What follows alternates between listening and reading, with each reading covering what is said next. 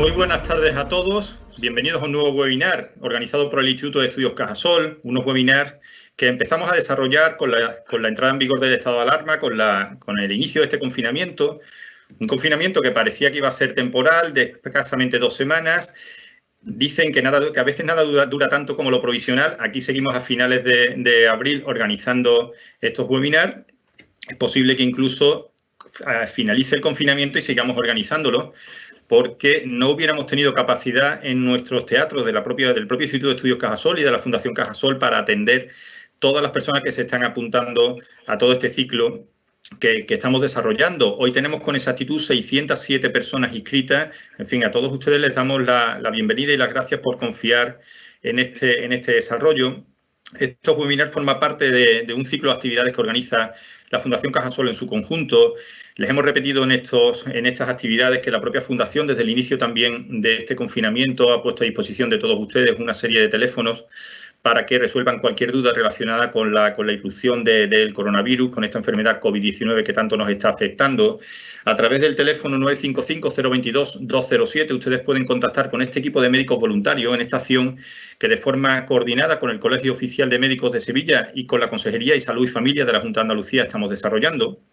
También desde hace ya algunas semanas tenemos una campaña de donación de sangre iniciada. Empezamos en Sevilla, también se realizó en Córdoba, donde tuvimos que ampliar la fecha ante el éxito de acogida. En Sevilla todavía está abierta esta campaña. Previa cita, ustedes pueden participar a través del teléfono 954 50 8201. Nos centramos en el webinar de hoy. Vamos a hablar desde contratación pública.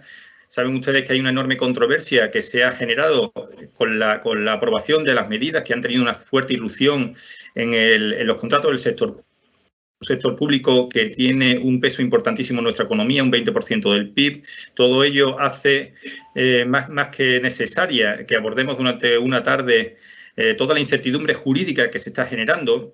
Nos acompaña para ello don Juan Antonio Carrillo, que es la persona que ha diseñado este webinar. A él le agradecemos su esfuerzo y su dedicación. Juan Antonio es socio de SDP Abogados y también dirige nuestro curso de experto en contratación pública.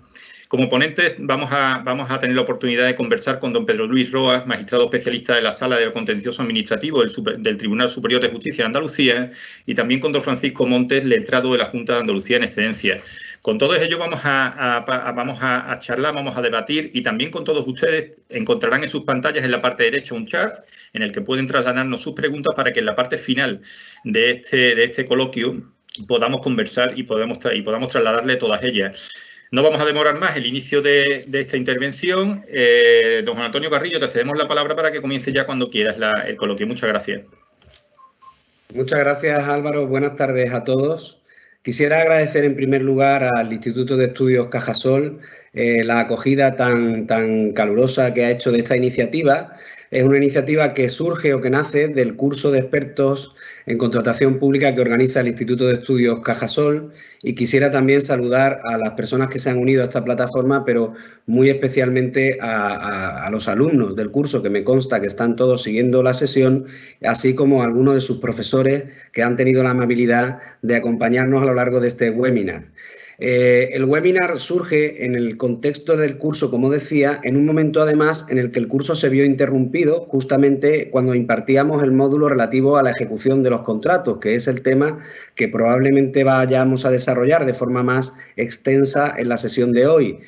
Quiero recordar que el viernes 13, en el marco de esa sesión, pues justo al día siguiente, el Real Decreto 463 del Gobierno declaró el estado de alarma, una de cuyas disposiciones, la disposición adicional tercera, suspendía los plazos y los procedimientos administrativos con una afectación evidente en el ámbito de la contratación pública. Desde entonces, el Gobierno central ha aprobado varios decretos leyes de medidas excepcionales para paliar y para contener los efectos de la emergencia sanitaria, algunas de esas medidas han intentado alinear la contratación pública a esta situación de emergencia. Particularmente ha destacado dentro de esas medidas la adoptada por el Decreto Ley 8/2020 de 18 de marzo, que incorporó un régimen especial a través de su artículo 34 al objeto de poder regular los efectos que suscitaba la imposibilidad de continuar el cumplimiento de los contratos, bien de forma total o bien de forma parcial, debido a la situación de crisis sanitaria y sobre todo a las medidas que venía adoptando el Gobierno en orden al confinamiento de las personas. Ha puesto de relieve este régimen singular pues la insuficiencia, la lógica insuficiencia y la inadecuación de los criterios legales generales que contenía la Ley de Contratos del sector público. Y digo que es lógico porque es una ley pensada para situaciones de normalidad, que en ningún momento pueda pensar en que se produzca un efecto sistémico, un efecto de suspensión generalizada de la contratación pública, y que además desborda cualquier situación precedente.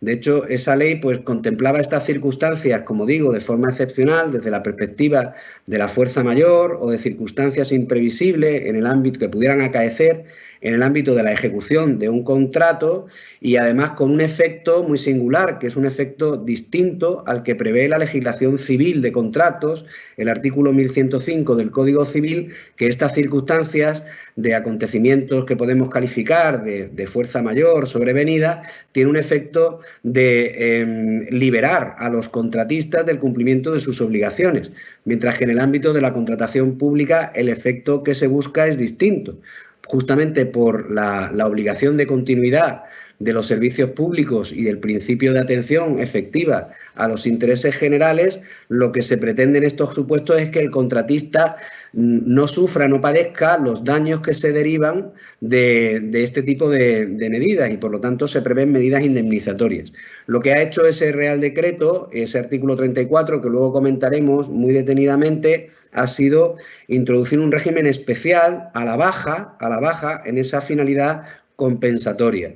Por otro lado, la Ley de Contratos del sector público también contemplaba la posibilidad ocasional y muy excepcional de que se arbitraran procedimientos de contratación más ágiles sin las garantías que acompañan a la contratación pública con carácter general, que es el procedimiento de emergencia contemplado en el artículo 120 de la ley. Pues bien, también uno de esos reales decretos leyes, incluso anterior a la declaración del estado de alarma, el Real Decreto 7/2020, estableció la posibilidad de la tramitación de emergencia de estos contratos con carácter general. Pues bien, toda esta problemática que ha irrumpido en el ámbito de la contratación pública nos ha animado a un conjunto de profesores del curso de expertos en contratación pública del Instituto de Estudios Cajasol, con la participación del coordinador y de profesores del módulo de ejecución de contratos, a señalar los problemas, intentar, orientar las múltiples dudas interpretativas y apuntar algunos de los criterios que nos parecen razonables desde el punto de vista de la interpretación, y siempre con un criterio de moderación y de prudencia que va a presidir nuestras opiniones, porque somos perfectamente conscientes, primero, de que hay una gran polémica interpretativa y una diversidad de criterios interpretativos, y que al cabo los tribunales, cuando se pronuncien sobre las múltiples reclamaciones que a buen seguro van a sobrevenir sobre esta cuestión, serán quienes tengan que sentar los criterios interpretativos de carácter general. A este efecto, vamos a dividir el seminario en dos partes. En una primera parte, Pedro Roas va a desarrollar los efectos de la suspensión de los plazos y procedimientos sobre los procedimientos de contratación pública. Y en una segunda parte, Francisco Montes Worboy va a desarrollar el régimen especial de ejecución de contratos bajo el estado de alarma. Ambos van a utilizar una presentación que podrán ustedes ver en sus pantallas. Hemos calculado un tiempo de 20 minutos para cada ponente, de forma que después de sus ponencias sea posible, a través del chat de preguntas y respuestas, que ya está operativo y que yo puedo seguir en este momento, detectar cuáles son las cuestiones de carácter general que pueden ser objeto después de debate. Vamos a intentar ser, igual que hacemos en el curso, lo más participativo posible y lo más dinámico posible dentro de las posibilidades que permiten estos medios. Y sin más, voy a presentar al primero de nuestros ponentes, Pedro Luis Roas Martín, que es magistrado de la Sala de lo Contencioso Administrativo del Tribunal Superior de Justicia, profesor, como he dicho, del curso de expertos en contratación pública del Instituto de Estudios Cajasol, pero también profesor del grado en Derecho y del máster de Abogacía de la Universidad Loyola y ponente habitual en múltiples ponencias, seminarios relativos a la contratación pública y a otras materias de su especialización. Yo quiero agradecer especialmente a Pedro su disposición y su generosidad para estar en este acto, porque no en vano él tiene competencias jurisdiccionales como miembro de la sección que integra dentro de la sala de lo contencioso administrativo para resolver el día de mañana muchas de las controversias que aquí van a quedar planteadas. Y bueno, dentro de esa función jurisdiccional, pues él ha querido anticipar como profesor, porque tiene esa doble faceta de profesor y magistrado, pues cuál es su opinión y sus criterios sobre los efectos que tiene la suspensión de plazos y trámites en el procedimiento de contratación. Sin más, te cedo la palabra, Pedro. Muy bien, muchas gracias, Juan Antonio. Buenas tardes a todos. Para mí es un placer estar aquí hoy con vosotros. En primer lugar, quiero saludar a todos los participantes de la actividad y en particular a los alumnos del curso de contratación, el curso de expertos de contratación pública, y desearles a todos pues que se encuentren bien y que estén aprovechando y pasando lo mejor posible estos días tan extraños y tan atípicos. También quiero sumarme al agradecimiento de Juan Antonio al Instituto de Estudios Cajasol por su esfuerzo y por su profesionalidad en la organización del evento, y por otra parte tampoco puedo dejar de agradecer al propio Juan Antonio su invitación y su cariñosa presentación. Bueno, sin más preámbulos y como ha dicho Juan Antonio, voy a ofrecer una serie de ideas generales sobre algunas de las polémicas más recurrentes que se han estado planteando estos días acerca de la incidencia y el alcance que tiene la disposición adicional tercera del Real Decreto 463/2020 que declara el estado de alarma, y particularmente la incidencia que va a producir o que puede generar en el ámbito de la contratación pública. A modo de aclaración inicial, y como todos sabéis, son muchas las publicaciones que durante este mes ya largo pues se han venido haciendo sobre esta y otras normas que se han aprobado de manera tan profusa durante este estado de excepción. Y bueno, pues en este contexto yo quiero aclarar que las ideas que voy a ofrecer, y creo que en general las que vamos a ofrecer todos, no dejan de ser pues más que reflexiones de carácter personal, valoraciones genéricas sobre el alcance y la significación que en la práctica puede presentar la incidencia de estas disposiciones en la contratación pública. ¿De acuerdo? Ya digo, valoraciones de carácter muy personal. Perdón, a ver si está pasando la presentación, ¿verdad? Aquí. Perdón. Muy bien. La primera de estas valoraciones es de carácter conceptual y de índole terminológica, pero con un importante alcance práctico, a mi juicio.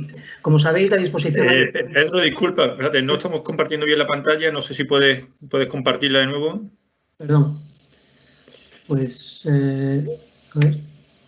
¿Ahora? A ver. Un momentito, yo creo que es que se ha salido. Ahora sí. Ahora sí, perfecto. Vale, perdona. Nada, gracias. Vale. Bueno, ya digo que esta primera valoración es de carácter conceptual, tiene un alcance práctico importante. Como sabéis, la disposición adicional tercera pues tiene como rúbrica la suspensión de los plazos administrativos. Sin embargo, comienza su apartado primero señalando que se suspenden términos y se interrumpen los plazos para la tramitación de los procedimientos.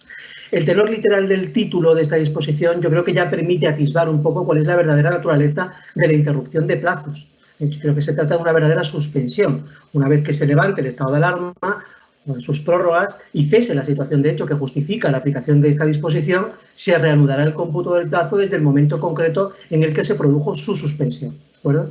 En este mismo sentido, por ejemplo, se ha pronunciado la Abogacía del Estado un informe del pasado 30 de marzo en el que señala que se trata de una suspensión de plazos y no de una interrupción. Esto tiene su importancia porque, como todos sabéis, a pesar de ese uso que parece que hace la disposición indistinto de suspensión e interrupción, son conceptos que, como todos conocemos, no son sinónimos, ¿de acuerdo? En este caso, yo creo que la ulterior referencia que en el precepto se hace a que el cómputo de los plazos se reanudará en el momento en que pierda vigencia el estado de alarma, obliga a considerar que estamos ante la suspensión de los plazos, ¿vale?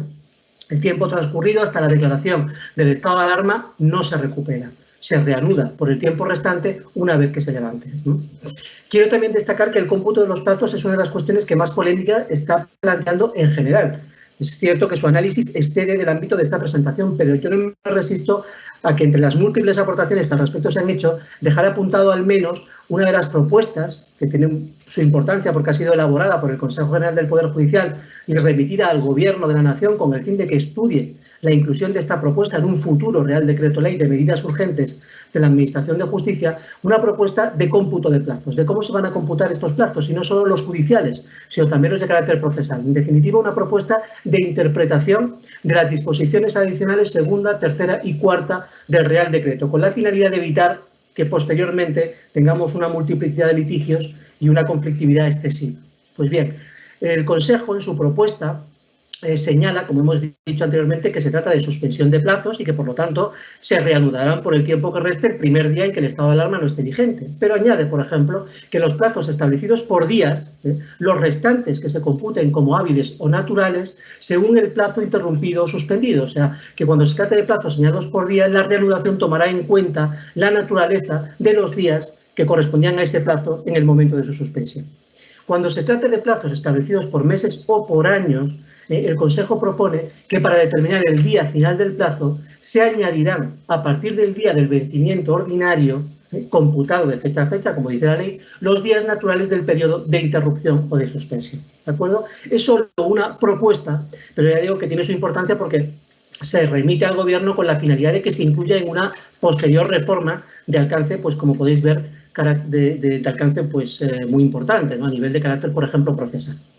Otra cuestión que estimo fundamental es la determinación del alcance de este precepto desde el punto de vista de su ámbito. O sea, por ejemplo, responderíamos un poco a la pregunta: cuando se habla de suspensión de plazos en la disposición adicional, ¿estamos hablando verdaderamente de una suspensión de plazos o estamos ante una suspensión de procedimientos? La Abogacía del Estado, por ejemplo, en algunos de sus informes, por ejemplo, de 20 o 26 de marzo, ha señalado que la suspensión no es de plazo, sino de procedimientos, una interpretación, digamos, amplia de la disposición adicional, como por otra parte, en principio, bueno, parece que inspira la normativa, pero que viene a considerar su aplicación pues a todo, desde un punto de vista subjetivo, a todos los entes del sector público, y desde un punto de vista objetivo de su finalidad a cualquier tipo de procedimiento que se tramite en el sector público.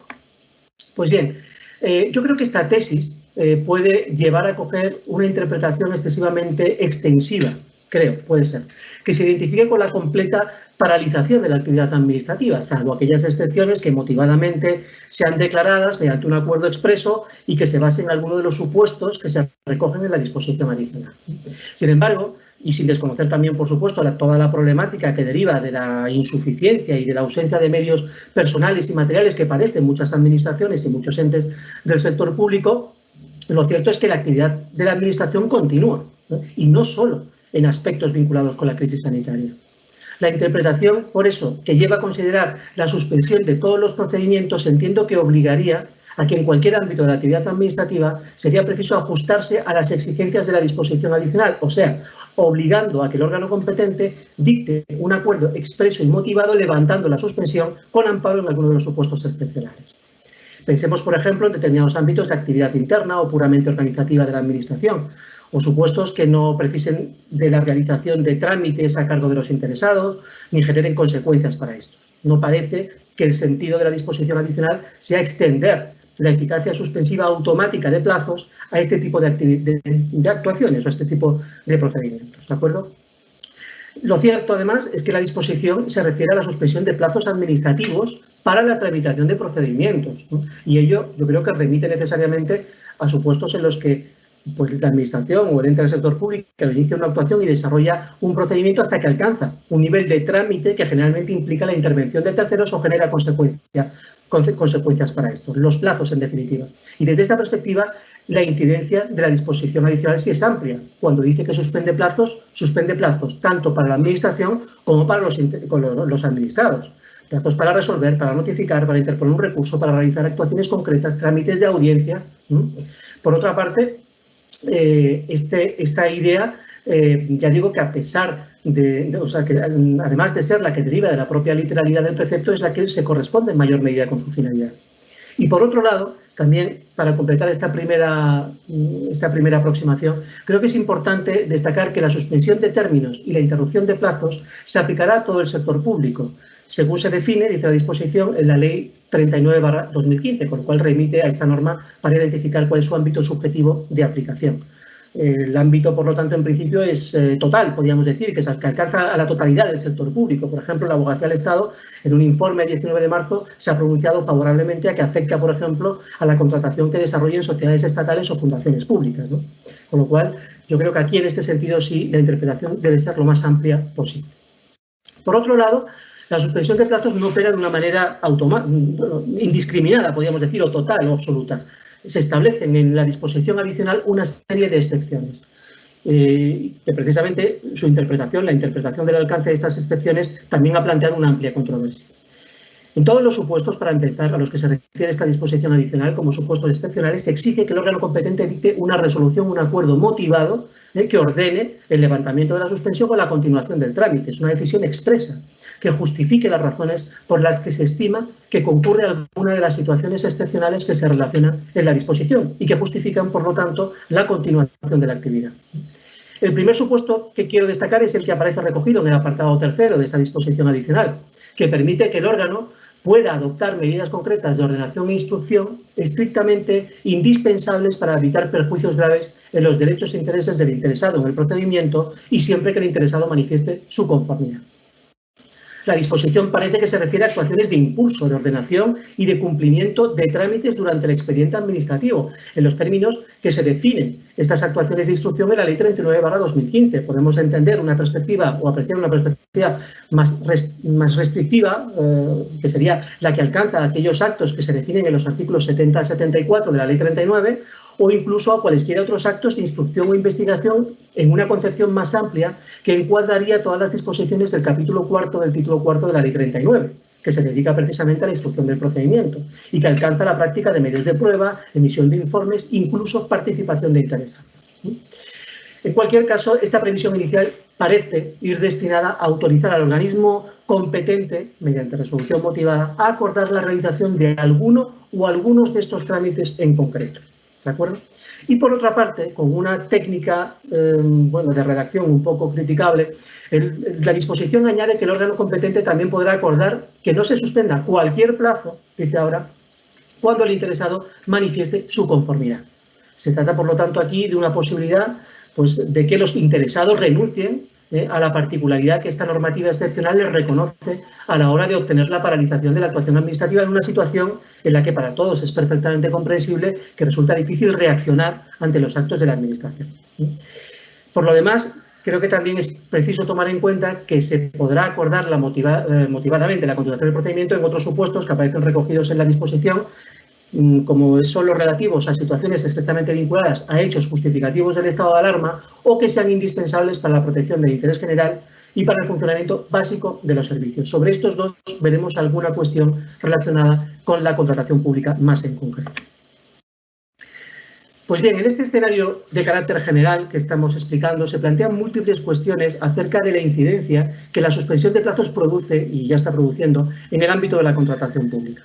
Por ejemplo, como se reconoce ya por la Abogacía del Estado en sus informes de 16 y 19 de marzo, o la Junta Consultiva de Contratación en una nota que emitió para la interpretación de la disposición, o en su informe del 7 de abril, dice que esta disposición afecta a los plazos de todos los procedimientos que se tramiten por las entidades del sector público y, por lo tanto, también a los que se recogen en la normativa que regula la contratación pública, con lo cual, sobre su aplicación en este ámbito no ofrece dudas. Alguna cuestión sí se ha suscitado, así con carácter preliminar. Por ejemplo, se ha planteado si es necesario publicar la suspensión de los plazos en los procedimientos de contratación, por ejemplo, a través de un anuncio en las plataformas de contratación. Existe sobre esto una multiplicidad de criterios y opiniones, pero a mi juicio yo creo que, si bien es cierto que no puede obviarse que la suspensión de los plazos está operando de una manera automática por Ministerio de la Ley. Esta es la premisa fundamental que debe interpretar esto. Así lo dispone la disposición adicional. En consecuencia, debe entenderse que la regla es la suspensión del plazo. Y solo cuando de manera motivada se acuerde el levantamiento o la continuación es cuando resultaría preciso, a mi juicio, anunciar y publicar esta decisión concreta, este acuerdo motivado apreciando el supuesto excepcional a los posibles interesados. No obstante, debido a toda esta polémica, y también ya prácticamente desde el principio de toda esta situación, la Subdirección General de Coordinación de Contratación Electrónica, que es responsable de la plataforma de contratación del sector público, aprobó con una finalidad que yo creo que es bastante loable, ¿no? Y que merece una crítica desde luego favorable por su fin esclarecedor, pues aprobó una serie de recomendaciones, que no dejan de ser recomendaciones, unas recomendaciones para la realización de anuncios y advertencias sobre suspensión de plazos en la plataforma, ¿no? Bueno, la aplicación de las excepciones previstas en la disposición adicional tercera, en el ámbito de la contratación pública y en general, exige en todo caso, como hemos visto, una resolución motivada. Y esto obliga a una ponderación específica en cada supuesto concreto de los diferentes intereses que concurren, ¿sí? Y la efectiva concurrencia de algunos de los supuestos excepcionales. La apreciación, por ejemplo, como decíamos antes y apuntábamos, de situaciones estrechamente vinculadas a la crisis sanitaria, bueno, pues se impone como una excepción manifiesta, no podía ser de otro modo, ¿no? Todos aquellos contratos cuya prestación se halle estrechamente vinculada, dice el precepto, debe poder celebrarse y debe poder ejecutarse, pues de otro modo no se podrían colmar todas las necesidades que surgen, pues para atender y combatir la situación de crisis sanitaria. En estos supuestos, cabe destacar que el artículo 16.2 del Real Decreto Ley 7/2020, que adopta medidas urgentes para responder al impacto de la crisis, al impacto económico de la crisis, señala que será de aplicación la tramitación de emergencia en estos supuestos, ¿de acuerdo? A los supuestos estrictamente vinculados con la situación de crisis. Bueno, la motivación de los acuerdos que declaren la presencia de esta excepción, que declaren esta situación, va a coincidir, en principio, sustancialmente con la propia del trámite de emergencia.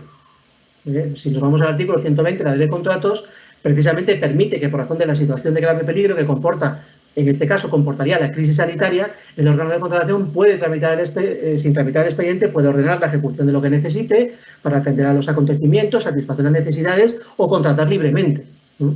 Entonces, en este sentido, podemos destacar que puede existir una coincidencia, efectivamente, de motivación entre el acuerdo, que motivadamente levanta la suspensión, y, por otra parte, el acuerdo o la decisión coordena la continuación de su trámite con arreglo al artículo 120 de la Ley de Contratos del Sector Público. Pues bien, en esto, el empleo de la tramitación de emergencia ha generado también mucha controversia. Algunas ideas, sin perjuicio de lo que pueda plantearse durante las preguntas y el debate, el trámite a seguir debe respetar necesariamente las previsiones que se establecen en el artículo 120. Eso para empezar. O sea, es necesaria la dación de cuenta en el ámbito de la Administración del Estado. La dación de cuenta, al Consejo de Ministros en un plazo máximo de 30 días. Un plazo máximo para el inicio de las prestaciones. O sea, esto debe respetarse necesariamente. Y además también, bueno, se ha destacado en numerosos ámbitos también la necesidad de que, salvo aquellas singularidades que se contemplan en el artículo 120, otras exigencias vinculadas con la necesidad de dotar de adecuada transparencia y publicidad el procedimiento de contratación deben respetarse necesariamente porque no aparecen excepcionadas, ¿de acuerdo? Entonces, esto yo creo que también tiene su relevancia. Y en las restantes excepciones, pues la aplicación de los supuestos, del resto de los supuestos excepcionales, por ejemplo, aquel que exige la conformidad de los interesados, requiere necesariamente o impone que en estos procedimientos de contratación se hallen perfectamente identificados todos los interesados, pues de otro modo no podrían mostrar su conformidad, esto parece evidente. Es evidente que si el procedimiento se halla, por ejemplo, en fase de presentación de solicitudes de participación, sin que el plazo haya terminado aún, por lo cual se pueden seguir presentando más solicitudes, no se conocen todos los eventuales licitadores que ulteriormente puedan participar en el procedimiento y que estén interesados en su resolución, con lo cual este supuesto excepcional no parece que pueda aplicarse, ¿de acuerdo? Al no ser posible obtener la conformidad de todos ellos. Y el caso de la última excepción, el caso de los supuestos que sean indispensables para la protección del interés general o para el funcionamiento básico de los servicios. A mi juicio plantea una gran cuestión. ¿Qué es indispensable para la protección del interés general? ¿O qué es indispensable para el funcionamiento básico de los servicios? El criterio es muy indeterminado, evidentemente un concepto muy amplio. La Junta, por ejemplo, consultiva, ha mostrado un criterio favorable a la celebración de nuevas licitaciones en este sentido. Pues, en definitiva, un contrato lo que persigue es la consecución de objetivos y de intereses vinculados con el bienestar general, con el interés de todos, o con el funcionamiento de los servicios, ¿no? Yo creo, sin embargo, que la propia excepcionalidad de la situación que ha llevado a suspender los plazos de todos los procedimientos que se siguen ante todos los entes del sector público impone una valoración casuística de un interés público cualificado, ¿no? O más allá del que genéricamente esté presente en la celebración de cualquier contrato. En este contexto que estamos explicando, nos planteamos una pregunta. ¿En qué medida incide o puede incidir? Ya hemos visto cuál es el contenido, el alcance genérico o al menos general que tiene la disposición adicional, los supuestos excepcionales que se regula. ¿En qué medida puede incidir la suspensión automática de los plazos durante las diferentes etapas o las diferentes fases de la vida del contrato? Bueno, sobre esto lo primero que llama la atención es que los entes públicos, los diferentes organismos que integran el sector público, pues han reaccionado de una manera muy diferente a la interpretación del alcance de esta disposición. Por ejemplo, en algunos supuestos se admite plenamente la continuación de las licitaciones. Algunos ejemplos. El aviso informativo que aparece en la plataforma de contratación del sector público señala que ésta continuará prestando los servicios básicos para atender a la tramitación de los procedimientos de contratación. Servicios de publicación, servicios de licitación electrónica, y para los servicios, añade, no básicos, que podrán no prestarse o no hacerlo con normalidad, o sea que se continuarán prestando, será en función de los medios materiales y humanos de los que dispongan. O sea que en principio me parece una tendencia a continuar con la actividad de licitación. En otros casos, por ejemplo, el caso, por ejemplo, de la plataforma de contratación de la Junta de Andalucía informa que se extienden suspendidos los plazos para la tramitación de los procedimientos de contratación independientemente del estado en el que se encuentren, y excepcionalmente será posible acordar la continuación por razones que coinciden básicamente con las que se recogen en la disposición adicional tercera. Esto vemos, por tanto, que las reacciones son diferentes, ¿no? Porque en principio, y a modo de aclaración, estamos hablando de que efectivamente, si aplicamos la disposición adicional tercera, el efecto automático suspensivo se puede levantar con alguna de las excepciones. Pero mi pregunta es, si estamos ante una suspensión de plazos y no de procedimientos, ¿en qué medida afecta esa disposición adicional en el resto de las actividades vinculadas con la licitación pública en general? ¿Es necesario siempre, para continuar con la actividad de licitación, dictar un acuerdo expreso y concreto y motivado que aprecie uno de los supuestos excepcionales? A esto me estoy refiriendo. Por otra parte, también existe controversia con el alcance del efecto suspensivo según la fase en la que se encuentra el contrato. Y yo creo que aquí es donde tiene esta importancia a lo que yo me refiero. Insisto, nos estamos refiriendo a la posibilidad de continuar con las licitaciones sin necesidad de dictar acuerdo expreso motivado. Y en este sentido, puede entenderse con carácter general que los entes del sector público pueden continuar realizando actuaciones preparatorias y de planificación de los contratos, por ejemplo. Pues en principio no requiere la intervención de terceros necesariamente, no hay que notificar nada, no se abren plazos o trámites para realizar alegaciones, para cumplimentar requisitos, no genera consecuencias inmediatas para terceros, con lo cual en principio esta actividad podría continuar, una actividad interna de preparación o de planificación. Es cierto que esta actividad podría llegar hasta donde puede, o sea, hasta el trámite que exija la intervención de otros interesados, la apertura de plazo para la presentación de las solicitudes o formulación de alegaciones, ¿de acuerdo? Así, por ejemplo, se está interpretando en otros ámbitos, no solo en la contratación pública. Por ejemplo, en el ámbito jurisdiccional, salvando las distancias, se ha venido entendiendo, se entiende con las insuficiencias de medios y todo este problema que tenemos, pero se permite la presentación de escritos y la realización de actuaciones procesales con el límite de llegar a un trámite del proceso que dé lugar a la apertura de un plazo y requiere la intervención de las partes. Con lo cual el procedimiento no está suspendido, están suspendidos esos plazos, ¿de acuerdo? Pues bien, yo creo que esta idea pone de manifiesto que la disposición adicional se refiere o tiene el alcance al que yo apuntaba, con toda la polémica que ello puede generar. A modo indicativo, se pronuncia de una manera bastante clara una circular que dictó ya el 16 de marzo la Dirección General de Patrimonio y Contratación del Gobierno Vasco, el circular 1/2020, que admite la continuación en la realización de actividades como la preparación de pliegos, la elaboración de informes justificativos, por ejemplo, y se añadía que una vez que se alcanza la fase de publicación de la licitación, será el órgano de contratación el que deba sopesar si lleva a cabo la publicación de la convocatoria del contrato y si opta por ella, los plazos para la presentación de las ofertas quedan automáticamente suspendidos. ¿Salvo cuándo? Pues salvo que se dicte acuerdo expreso motivado apreciando alguna de las situaciones excepcionales. Y por otra parte, y con la finalidad de informar en la mayor medida de lo posible a los interesados, advirtiendo a todos aquellos que quieran participar pues de esta circunstancia, de acuerdo, que queda suspendido el plazo para la presentación de las ofertas. Desde luego, la práctica plantea muchísimas dudas, que habrá que ir ponderando caso a caso. Por ejemplo, si la oferta fuera presentada y quedó suspendido el plazo para la presentación, pues una vez que se declaró el estado de alarma, habrá que valorar, por ejemplo, si resulta conveniente la devolución de esa oferta para reanudar y reiniciar un nuevo plazo de presentación de ofertas una vez que se levante el estado de alarma, o, por ejemplo, permitir y admitir plenamente la validez de esa oferta condicionada a su ratificación posterior o no, ¿no?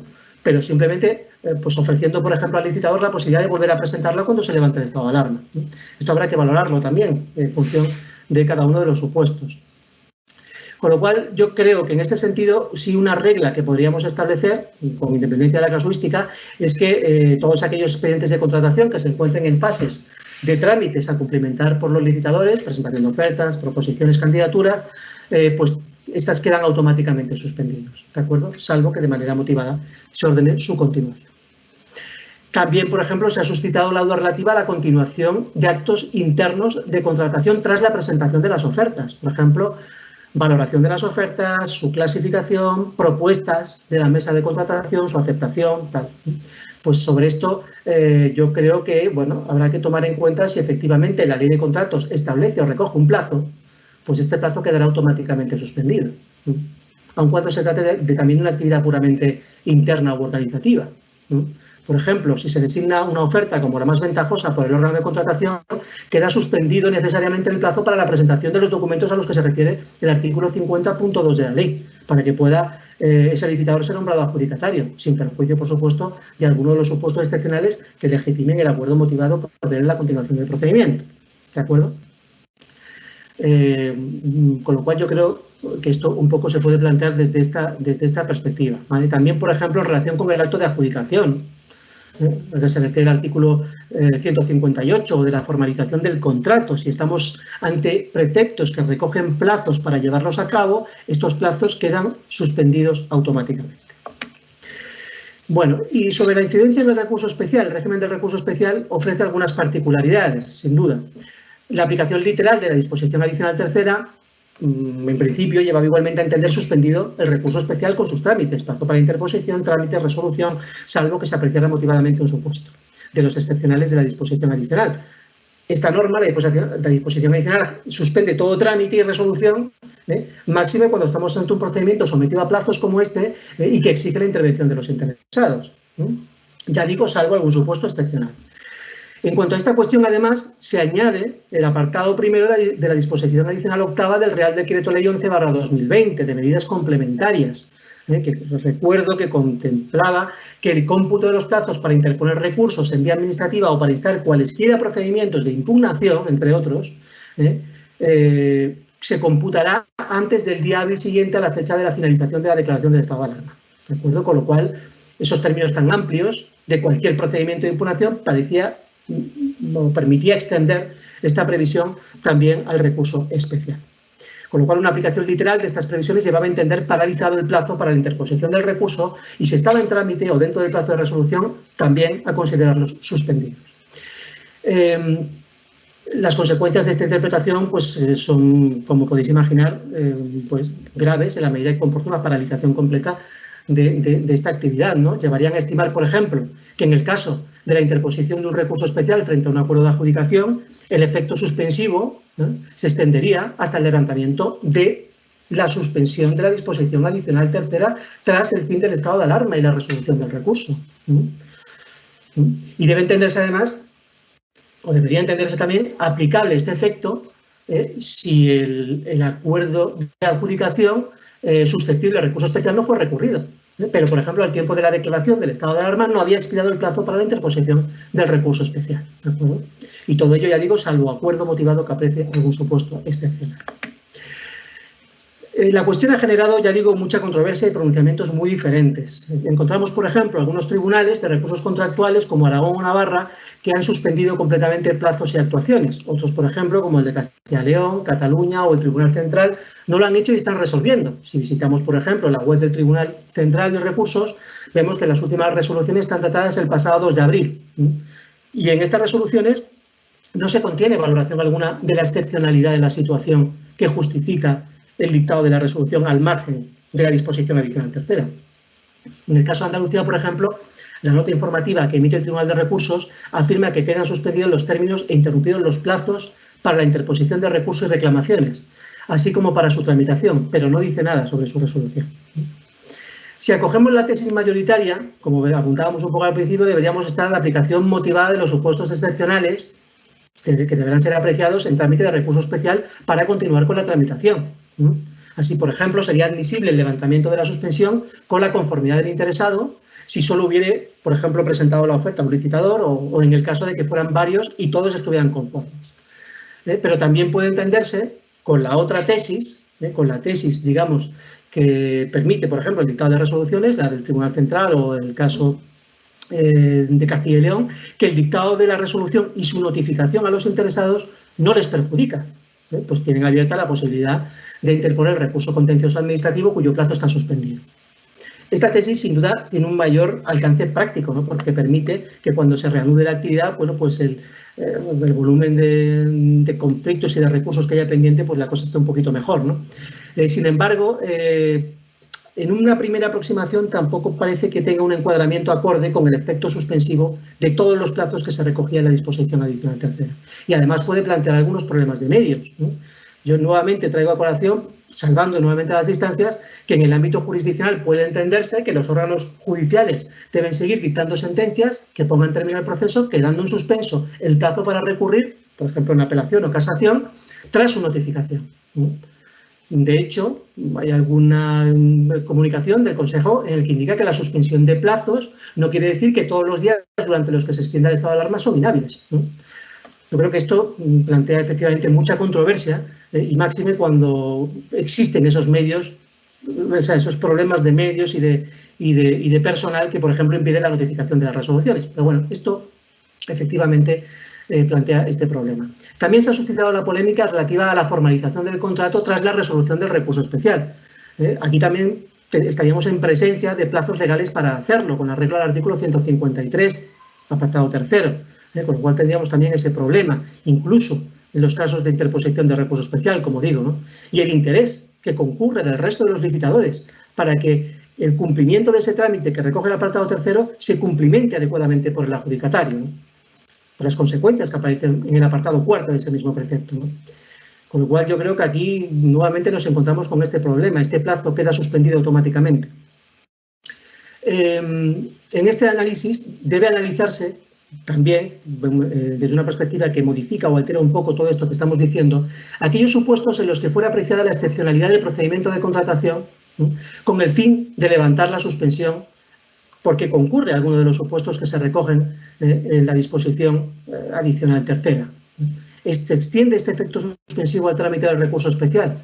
Bueno, sobre esto ya se había pronunciado la Junta Consultiva el pasado 7 de abril en un informe en el que sostenía que la aplicación de esta tesis, que además era mayoritaria, a todos los contratos, pues llevaría necesariamente a privar de eficacia a los contratos susceptibles de recurso especial, que no obstante son indispensables para la protección del interés general o para el funcionamiento básico de los servicios, o sea, contratos que se encontraban en alguno de los supuestos recogidos como excepciones en la disposición adicional, ¿no? Y que por lo tanto serían contratos cuyos procedimientos no sería posible terminar, ¿no?, porque quedaría pendiente la resolución del recurso especial. Por ello, este informe propuso una reforma que iba orientada a reconocer la no aplicación de lo previsto en la disposición adicional octava que hemos visto anteriormente respecto del plazo para interponer el recurso especial en materia de contratación. Pues bien, como imagino que sabrán, ayer se publicó el Real Decreto Ley 15/2020 de 21 de abril, pues cuya disposición final décima introduce una modificación en el Real Decreto Ley 11/2020 que coincide plenamente con esta propuesta elaborada por la Junta Consultiva y habilita la interposición y la tramitación del recurso especial dentro del procedimiento de contratación cuya continuación haya sido acordada por las entidades del sector público, de acuerdo, dice, con el apartado cuarto de la disposición adicional tercera. Solo dice el apartado cuarto, ¿de acuerdo?, sin que añade el procedimiento de recurso pueda considerarse suspendido. De manera que los plazos continuarán computándose en los términos generales. Tras esta publicación, los tribunales de recursos, algunos de ellos se han apresurado a emitir nuevas notas informativas sobre los efectos, sobre el alcance, digamos, del efecto suspensivo de la norma en el trámite del recurso especial. Por ejemplo, hoy mismo se ha publicado una nota por el órgano administrativo de recursos contractuales del País Vasco. Una comunicación muy ilustrativa porque de manera bastante didáctica distingue la incidencia del efecto suspensivo diferenciando dos situaciones distintas. Dice, por una parte, sobre el plazo para la interposición del recurso contra actos impugnables de contratos incluidos en el apartado cuarto, es aplicable el régimen general, ¿de acuerdo? Y dice, el primer día del cómputo del plazo no podrá ser en ningún caso anterior al 23 de abril, hoy, fecha de inicio de la vigencia de la reforma. Y por otro lado, el plazo de interposición del recurso especial contra actos de contratos no incluidos en el apartado cuarto, supuestos en los que el plazo se computa desde el día hábil siguiente a la fecha de finalización del estado de alarma, con independencia del tiempo transcurrido desde la notificación del acto impugnado. Y en cuanto a la resolución del recurso, también distingue estos dos supuestos. En el primero, se tramita el procedimiento con arreglo a la normativa aplicable y en los restantes no se dicta acto alguno. No solo resolución definitiva, sino cualesquiera otros como medidas provisionales, requerimientos, informes, concesión de plazos, ninguno de ellos. ¿De acuerdo? Muy bien. Perfecto. Y ya para terminar, pues apuntar, ya termino con esto, que se han venido suscitando otras cuestiones acerca de la suspensión de plazos durante las otras fases o etapas de la vida de los contratos, básicamente durante la ejecución, el cumplimiento del contrato. Bueno, sin entrar en la incidencia, desde luego, que puede producir la crisis en el cumplimiento del contrato, de cuyo análisis le corresponde seguidamente a mi compañero Curro, debe entenderse que, nuevamente, desde un punto de vista formal, todas aquellas incidencias y trámites que estén sujetas a un plazo y requieran la intervención de los interesados quedan suspendidos, quedan afectados por aquella disposición adicional. Por lo tanto, todos los incidentes que debieran articularse durante el desarrollo del procedimiento iniciado para modificar el contrato, para acordar su resolución o para articular cualquier otra prerrogativa para la imposición de penalidades que requieren, en definitiva, un trámite de audiencia del contratista, quedan afectadas por la suspensión sin perjuicio de que se pueda, pues por el interesado, manifestar su conformidad y que de una manera motivada, en este caso concreto, pues acuerde el levantamiento y la continuación de la actividad, o también en el resto de los supuestos excepcionales. Bueno, yo ya con esto termino. Son muchas las cuestiones que se plantean, yo muchas de ellas las he dejado meramente apuntadas, las interpretaciones son muy varias, son variadas, muy diferentes, van a generar una amplia litigiosidad que tendrán que resolver los órganos competentes para resolver los recursos especiales y los tribunales de justicia y no me queda más decir que, por otra parte, esta controversia no resulta lógica, porque tampoco podemos desconocer que esta nueva normativa pues trata de ofrecer soluciones urgentes para atender a una amplísima problemática derivada de una situación de la que no tenemos precedentes, ¿de acuerdo? Con lo cual yo creo que, bueno, va a ser sin duda, pues como vaya resolviéndose y como las soluciones que se vayan dando y cómo vayan respondiendo nuestras instituciones, pues va a ser sin duda un punto de inflexión y una piedra de toque para valorar la fortaleza de nuestro sistema. Pues muchísimas gracias y, si os parece, le doy la palabra a mi querido compañero Curro para que él continúe hablando sobre la suspensión de la ejecución de los contratos. Muchas gracias.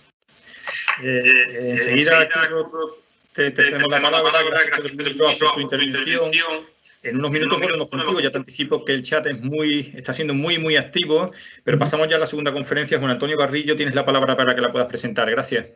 Muchas gracias, Álvaro. Muchas gracias, Pedro, por tu exposición, que ha sido muy esclarecedora. Le voy a dar la palabra a mi socio en el despacho, Curro Montes Worbois, que dirige dentro del despacho un equipo muy nutrido de profesionales que estamos atendiendo en estos días, consultas y tanto de sector público como de sector privado. Curro tiene una amplia experiencia en ese campo de asesoramiento, pero también la tiene en el ámbito de la administración porque es letrado, está en excedencia, es letrado del cuerpo de letrado de la Junta de Andalucía, donde asesoró a muchos órganos de contratación y a mesas de contratación, y al mismo tiempo tiene la visión también contenciosa, no solo como abogado, que lo es en ejercicio, sino también porque ha sido letrado del Tribunal Supremo. Yo diría que pocas personas tienen una visión tan completa y tan poliédrica de la contratación pública en nuestros días, y su reputación, además, en este campo es incuestionable. Tiene las palabras, Curro. Bueno, muchas gracias, Juan, y muchas gracias a Cajasol por la oportunidad, y un saludo también muy cariñoso a todos los que nos seguís desde casa.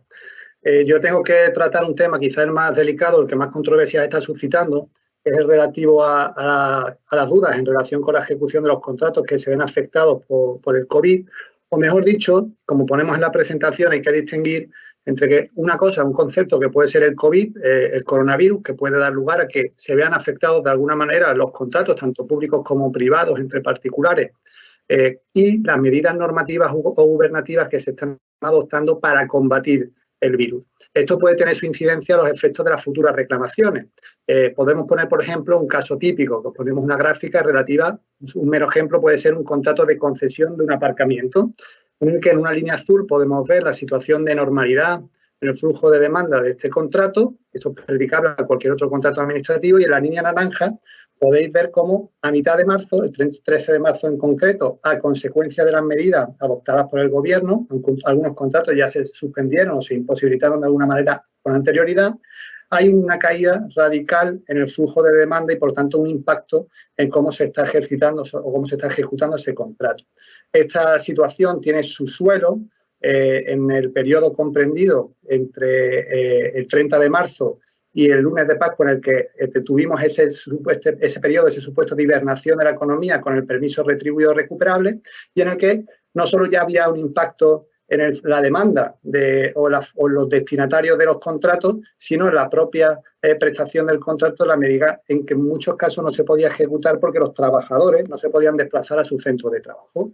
Las circunstancias irán acercándose a una situación de normalidad a la medida en que se vayan levantando las medidas de confinamiento, en concreto a partir del 11 de mayo, esperemos, pero esas medidas serán progresivas. No sabemos con qué amparo normativo las irá dictando el Gobierno en el momento en que levante el estado de alarma, pero la realidad es que poco a poco se irán acercando las dos líneas, la situación actual con una línea o un escenario de normalidad. Lo real es que no sabemos cuándo se va a producir esa equiparación, si será en octubre, en noviembre, en diciembre, dependerá de cada tipo de contrato, pero los efectos de futuras reclamaciones, aparte de las que vamos a ver ahora del artículo 34 del Decreto Ley 820, lo cierto es que a medida que se vayan uniendo esas dos líneas, se irá difuminando también la causa de pedir, la relación causal directa entre las medidas gubernativas que causan un impacto en el equilibrio del contrato, se irán confundiendo con la situación también de crisis económica o de contexto de la economía española que iremos viviendo. Esto es importante, por tanto, a fin de delimitar con claridad cada uno de los periodos correspondientes, a fin de ordenar de alguna manera el encaje de cada una de las situaciones de suspensión, de resolución o modificación de un contrato y de acotar bien esas futuras indemnizaciones. En este gráfico lo podéis ver igualmente en un periodo de normalidad, en principio con carácter general hasta el 13 de marzo, el periodo, digamos, de estado de alarma que esperemos se revierta a partir del 11 de mayo y dentro del mismo el periodo, digamos, de vacaciones obligatorias, como se denominó por parte de la ministra de Hacienda, o de permisos retribuidos recuperables, en el que la gran cantidad de los contratos, salvo los declarados esenciales, como por ejemplo ocurrió en casi todos los contratos de obra, no pudieron ejecutarse, no por nada, sino porque los trabajadores no se podían desplazar al centro de trabajo. Y a partir de ahí, pues, el progresivo desconfinamiento a partir del 11 de mayo. Esta quizás es la clave, es un poco la slide que resume la situación en la que nos podemos encontrar y es la más importante. Hablamos en general de crisis del coronavirus, distinguiendo ese matiz del COVID y las medidas gubernativas para combatirlo, y en esta situación nuestros contratos pueden estar fundamentalmente en dos circunstancias. Puede ocurrir que el contrato continúe con normalidad, que yo pueda continuar con la prestación a distancia o no. Pensemos, por ejemplo, en un contrato de asesoramiento jurídico o de consultoría, que de suyo se presta a distancia.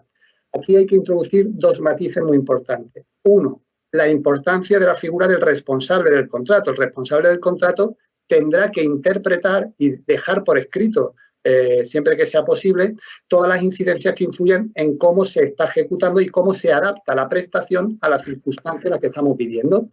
Siempre que no se altere el precio del contrato ni ningún elemento esencial, se podrán dictar las instrucciones oportunas para adaptar el contrato a esta situación. En el contrato que os decía, por ejemplo, de un asesoramiento jurídico o de una consultoría en el que se prevea una reunión periódica presencial, pues esa reunión se podrá sustituir por una videoconferencia, no debería haber ningún problema. Por ejemplo, en la Comunidad Autónoma de Extremadura, hace unos días se dictaba un decreto ley que precisamente da un rango normativo a esta posibilidad, a la opción de que determinados contratos se adapten de alguna manera a las circunstancias sin necesidad de modificar. Siempre que sea posible, deberá salvarse la normalidad, entre comillas, del contrato. Cabe también la posibilidad de que continúe el contrato, pero se requiera su modificación, la modificación del objeto, al alza o a la baja. Un contrato que no se haya suspendido total o parcialmente en nuestra opinión, podrá procederse a su modificación, porque como vamos a ver, el artículo 34 tiene carácter de norma especial que no desplaza al régimen general en lo que no se oponga al mismo, y el artículo 205 de la Ley de Contratos, que regula el modificado por causas imprevisibles, no se menciona para nada en el artículo 34 y por tanto no se excluye su aplicación. Distinto será qué pasa con el procedimiento de modificación del contrato, los términos que refería antes Pedro Roas y que podemos ver en un momento dado en el turno de preguntas. Es cómo se articula ese procedimiento de adaptación del contrato mediante su modificación. La segunda posibilidad es que el contrato no pueda continuar. Un contrato, por ejemplo, de limpieza de un edificio que está cerrado, de un transporte escolar, un comedor escolar, un centro de ayuda a domicilio de día o cualquier otro contrato de los que ya conocéis que no puede continuar en condiciones normales. Aquí caben dos posibilidades. Que el contrato ya sepamos que va a perder su finalidad, su causa, su objeto, ya no tendría sentido una vez se levante el estado de alarma o se vuelva a la normalidad, por ejemplo, por el contrato de montaje de la Feria de Sevilla o de las fallas de Valencia que se han cancelado, no se van a celebrar este año. En ese caso, entendemos que cabe instar ya la resolución del contrato, sin perjuicio de nuevo con las especialidades de la suspensión de los procedimientos, pero será aplicable el 211 de la ley y, por tanto, el contratista tendrá derecho al 3% de la prestación dejada de ejecutar. No será aplicable, y no debe confundirse, la previsión del 34.1, que dice que no será causa de resolución del contrato la suspensión del mismo. Son dos cosas distintas. Una cosa es que la suspensión del contrato por plazo de más de 8 meses o por el que establezca el pliego, que dice el artículo 313 de la Ley de Contratos, no dé lugar a la suspensión del mismo, y otra distinta es que se pueda resolver el contrato si éste ha perdido su finalidad. Cabe la posibilidad, en cambio, de que el contrato no se pueda ejecutar por el momento, un contrato, como decimos, de un transporte escolar o de una seguridad de un edificio que está cerrado, pero yo pueda reanudar la prestación cuando se vuelva a la situación normal. Cabe incluso las dos posibilidades, que ahora mismo se suspenda el contrato porque no puedo continuarlo, pero incluso se vaya a resolver una vez se dilucide, se determine el escenario en relación con el mismo. Por ejemplo, todos los contratos relacionados con el ámbito educativo o con el ámbito de la enseñanza universitaria o los escolares, en los que aún no se sabe qué va a pasar con la vuelta o no a la normalidad de esos contratos. Podrán suspenderse por ahora y, en su caso, en el futuro, acordarse su resolución si, una vez que se vuelva a la normalidad, se determina que no tiene sentido su continuidad. Para estos contratos, para los que se acuerde en un momento dado la suspensión, el artículo 34 del Real Decreto Ley 820 introduce un régimen específico respecto al general. Esto ya lo ha señalado Juan Antonio. Son medidas en materia de contratación para paliar las consecuencias del COVID, para favorecer el mantenimiento del empleo y salvar de alguna manera a las empresas contratistas. Y articula, ahora vamos a ver las particularidades interpretativas, un procedimiento con dos instancias o trámites. Una solicitud de suspensión en el que yo como contratista tengo que definir todos los elementos personales, materiales que están afectados por el contrato. La administración, el órgano de contratación, me tiene que contestar en 5 días, aunque puede hacerlo de manera extemporánea, a los 15, a los 20, a los 30 días, no importa, me puede contestar estimatoriamente y se le dotará efectos retroactivos al momento en que causa la suspensión del mismo. Y una segunda instancia en la que, una vez yo ya tenga claro cuáles son los conceptos de gastos o de indemnizaciones en las que he incurrido, de los tasados en cada caso en la ley, podré presentar la reclamación correspondiente. Si bien, como vamos a ver ahora, hay distintas modalidades o figuras interpretativas por las distintas administraciones y, en particular, por las que nos vamos a decantar nosotros. Pero es importante, muy importante, como decía Juan Antonio, entender de dónde viene el artículo 34. Y el artículo 34 no es más que la aplicación singularizada a una versión específica temporal ad hoc del régimen general de suspensión de los contratos administrativos del 208. Como decía Juan, no es lo mismo, no es igual el régimen de suspensión de un contrato privado, el que rigen las normas que se hubieran pactado y el Código Civil, de un contrato administrativo. En el que, nos guste o no, la ley contempla que el contratista, cuando se suspende un contrato por causas imputables a la administración o no imputables a la administración, una causa como pueda ser esta, el contratista tiene derecho a que se le indemnicen por los daños y perjuicios de ese periodo en unos conceptos tasados, incluido un porcentaje de la prestación que debiera haber ejecutado, y la jurisprudencia del antiguo viene señalando que esta suspensión de los contratos es una manifestación del ius variandi que afecta no al objeto del contrato, pero sí a su forma de ejecución y al plazo de ejecución del contrato. Esta es una cuestión especialmente importante. Antes de entrar en el contenido del artículo 34 y las distintas modalidades que contempla, también hay que hacer algunas reflexiones generales. En primer lugar, y eso también lo ha dicho la Abogacía del Estado desde el principio, que el régimen general, porque lo dice el 3 del Código Civil, no queda desplazado, no queda derogado. La ley de contratos no se ha derogado, tan solo se desplazará en aquello que se oponga a este régimen temporal y particular. Recobrará la vigencia del régimen normal cuando se alcen las medidas limitativas y que impiden la celebración o la normal ejecución de estos contratos y, por lo tanto, tienen que interpretarse de manera restrictiva. Y, además, tienen que aplicarse también supletoriamente los criterios de interpretación del Código Civil. Criterio teleológico, finalista, criterio sistemático y demás. Y aquí la Abogacía del Estado, a la que yo además alabo el hecho de que esté intentando desde el principio aclarar los defectos de técnica normativa del artículo 34, a pesar de algunas críticas, insistió desde el principio, porque lo dice la exposición de motivos del Real Decreto Ley 8/20, en que la finalidad de esta norma es paliar, evitar los perjuicios para los contratistas derivados de esta situación, y en especial asegurar el empleo. Es decir, lo que se pretende es garantizar, asegurar mecanismos que den tesorería, que den flujo de crédito a las empresas en la medida de lo posible, manteniendo la situación normal como si no hubiera pasado. Esto, después, la realidad es que con determinados criterios interpretativos posteriores no se está cumpliendo esta finalidad, y ahora vamos a ver algún ejemplo. Y ha llevado también a que algunas comunidades autónomas aprueben su propia normativa específica al respecto. Por lo demás, el régimen del artículo 34, ya sabéis, se aplica a todos los contratos públicos, incluido el ámbito de los sectores especiales, sean contratos administrativos o sean contratos privados, y también al régimen del contrato menor. No se aplicará a los contratos que la ley da por de suyo, que han continuado con cierta normalidad. ¿Cuáles son los 4 supuestos que contempla el Real Decreto Ley, el artículo 34? No me voy a centrar en el contenido de cada uno de los artículos, porque yo creo que lo conocéis sobradamente, lo habréis leído 1000 veces, y solamente me voy a centrar en las dudas que están surgiendo, en los problemas de aplicación de estos preceptos. El párrafo primero contempla el supuesto de un contrato de servicio de suministro de prestación sucesiva, de realización periódica, es decir, aquel contrato en el que el contratista tiene derecho y obligación de hacer algo o de dar algo durante un periodo determinado, 10 meses, 12 meses, 2 años, dar un servicio de limpieza, de seguridad.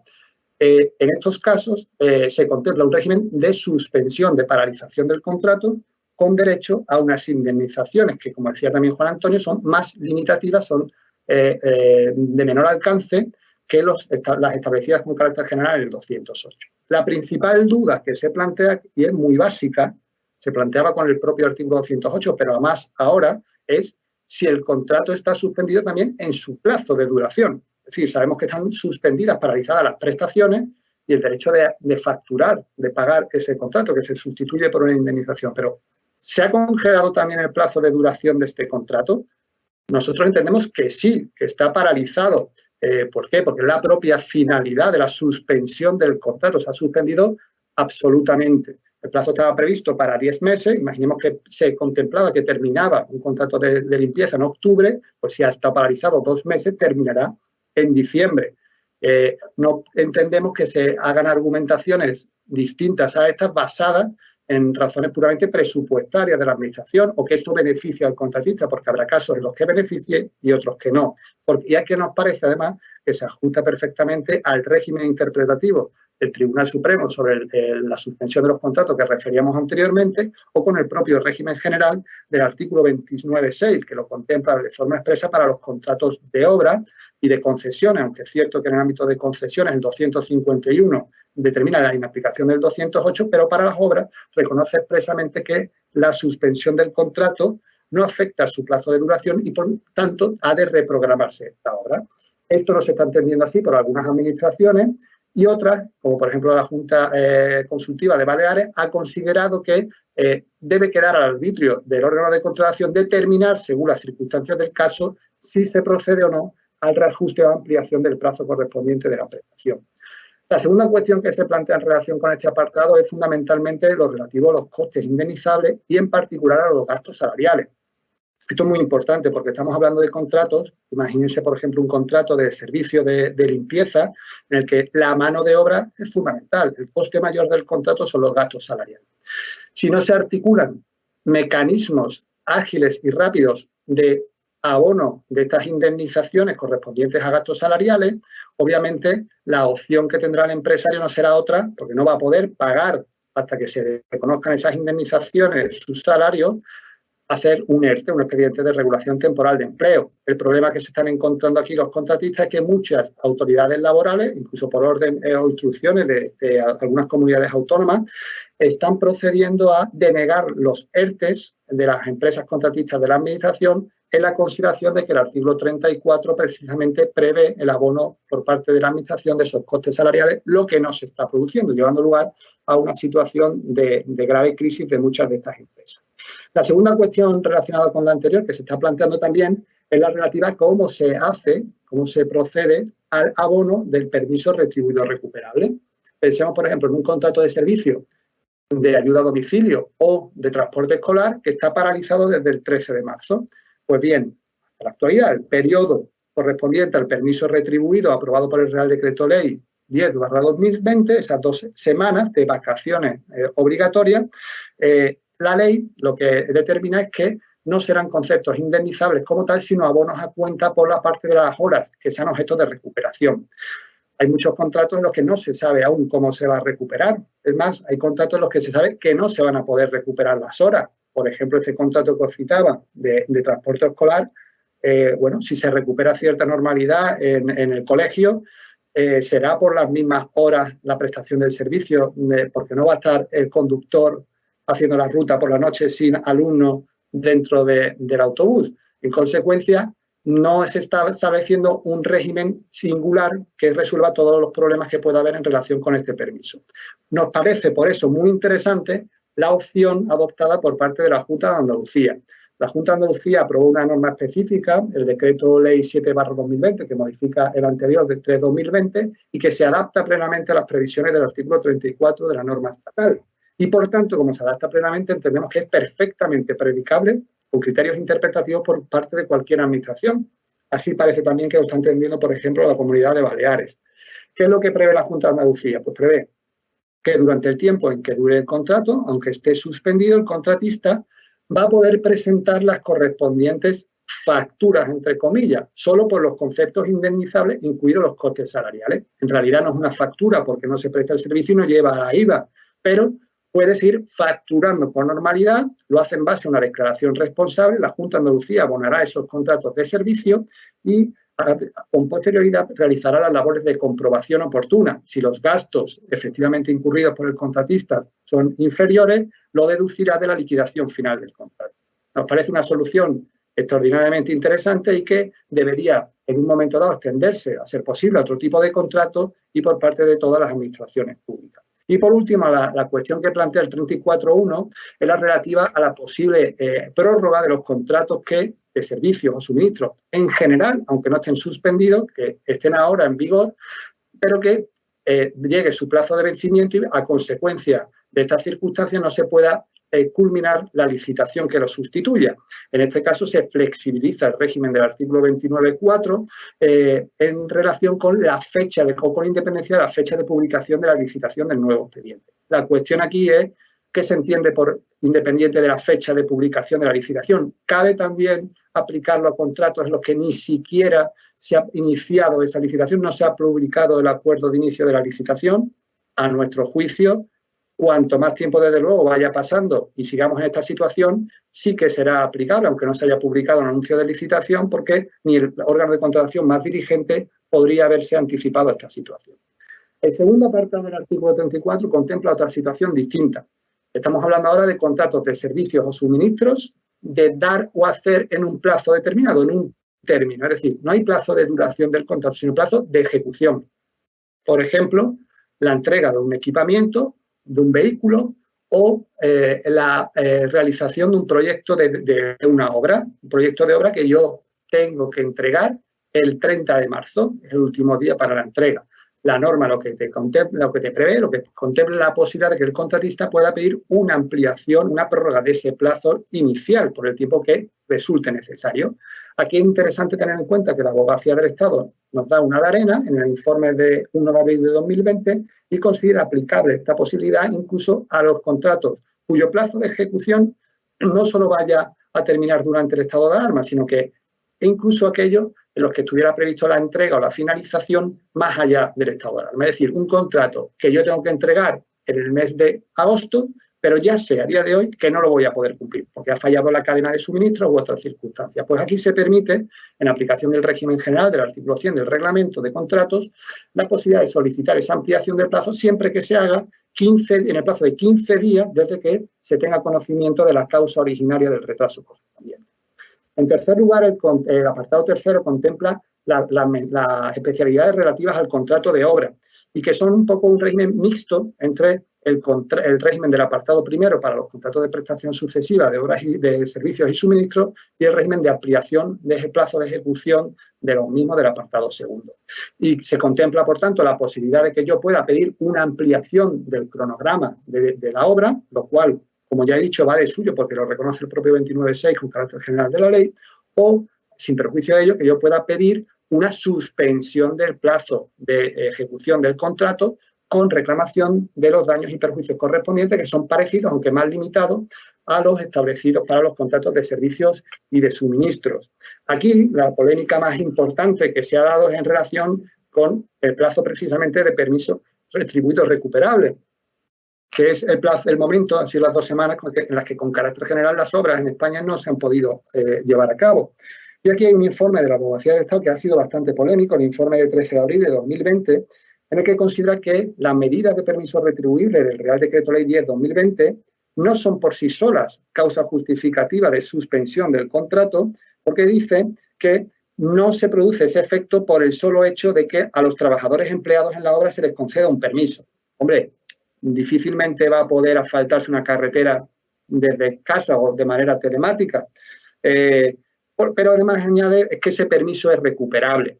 Aquí se olvida quizá de que además de los costes salariales hay otros conceptos indemnizables, como los de las pólizas de seguro, las garantías, los alquileres, etcétera, necesarios durante el periodo de suspensión. Y añade además que ese periodo en cualquier caso permite reajustar el programa de la obra y en consecuencia, dice el informe de la Abogacía del Estado, el carácter recuperable del permiso garantiza al contratista la posibilidad de reorganizar el tiempo de trabajo con el fin de que el permiso no afecte al total de horas trabajadas necesarias para la ejecución de la obra contratada. No queda claro qué es lo que está pensando aquí la Abogacía del Estado y esto impacta en un gran número de obras públicas. Se está pensando de que ese permiso recuperable en un momento dado, es decir, las horas de fines de semana o por la noche en el que la obra avance hasta normalizar su cronograma, serán facturables con normalidad o por el contrario, se trata de cantidades que ha anticipado el contratista, pero que no van a ser objeto de retribución, con lo cual genera un escenario de gran incertidumbre a los contratistas de obras públicas, en la medida que no sabe si tienen que esperar para ver cómo se factura, en su caso, esas horas recuperables, si se incluyen en las certificaciones correspondientes o presentan las reclamaciones de cantidad oportuna, aunque sean desestimadas. Otras administraciones, en cambio, han considerado que durante ese periodo se ha producido la suspensión y, por tanto, sería aplicable el artículo 34. Para concluir, muy someramente, me voy a referir a la situación de las concesiones.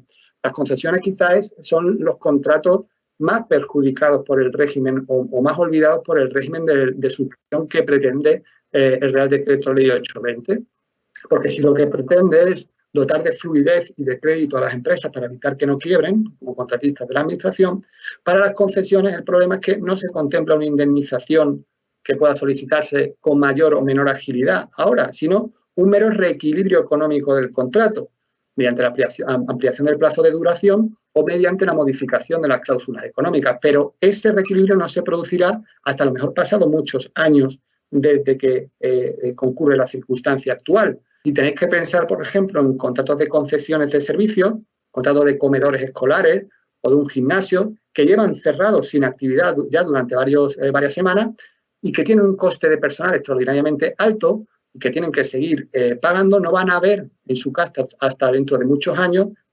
retribuida o compensado ese desequilibrio económico. Y es posible que no puedan aguantar hasta entonces. Y más dramáticamente aún en la situación de las concesiones de obra, porque no se han suspendido.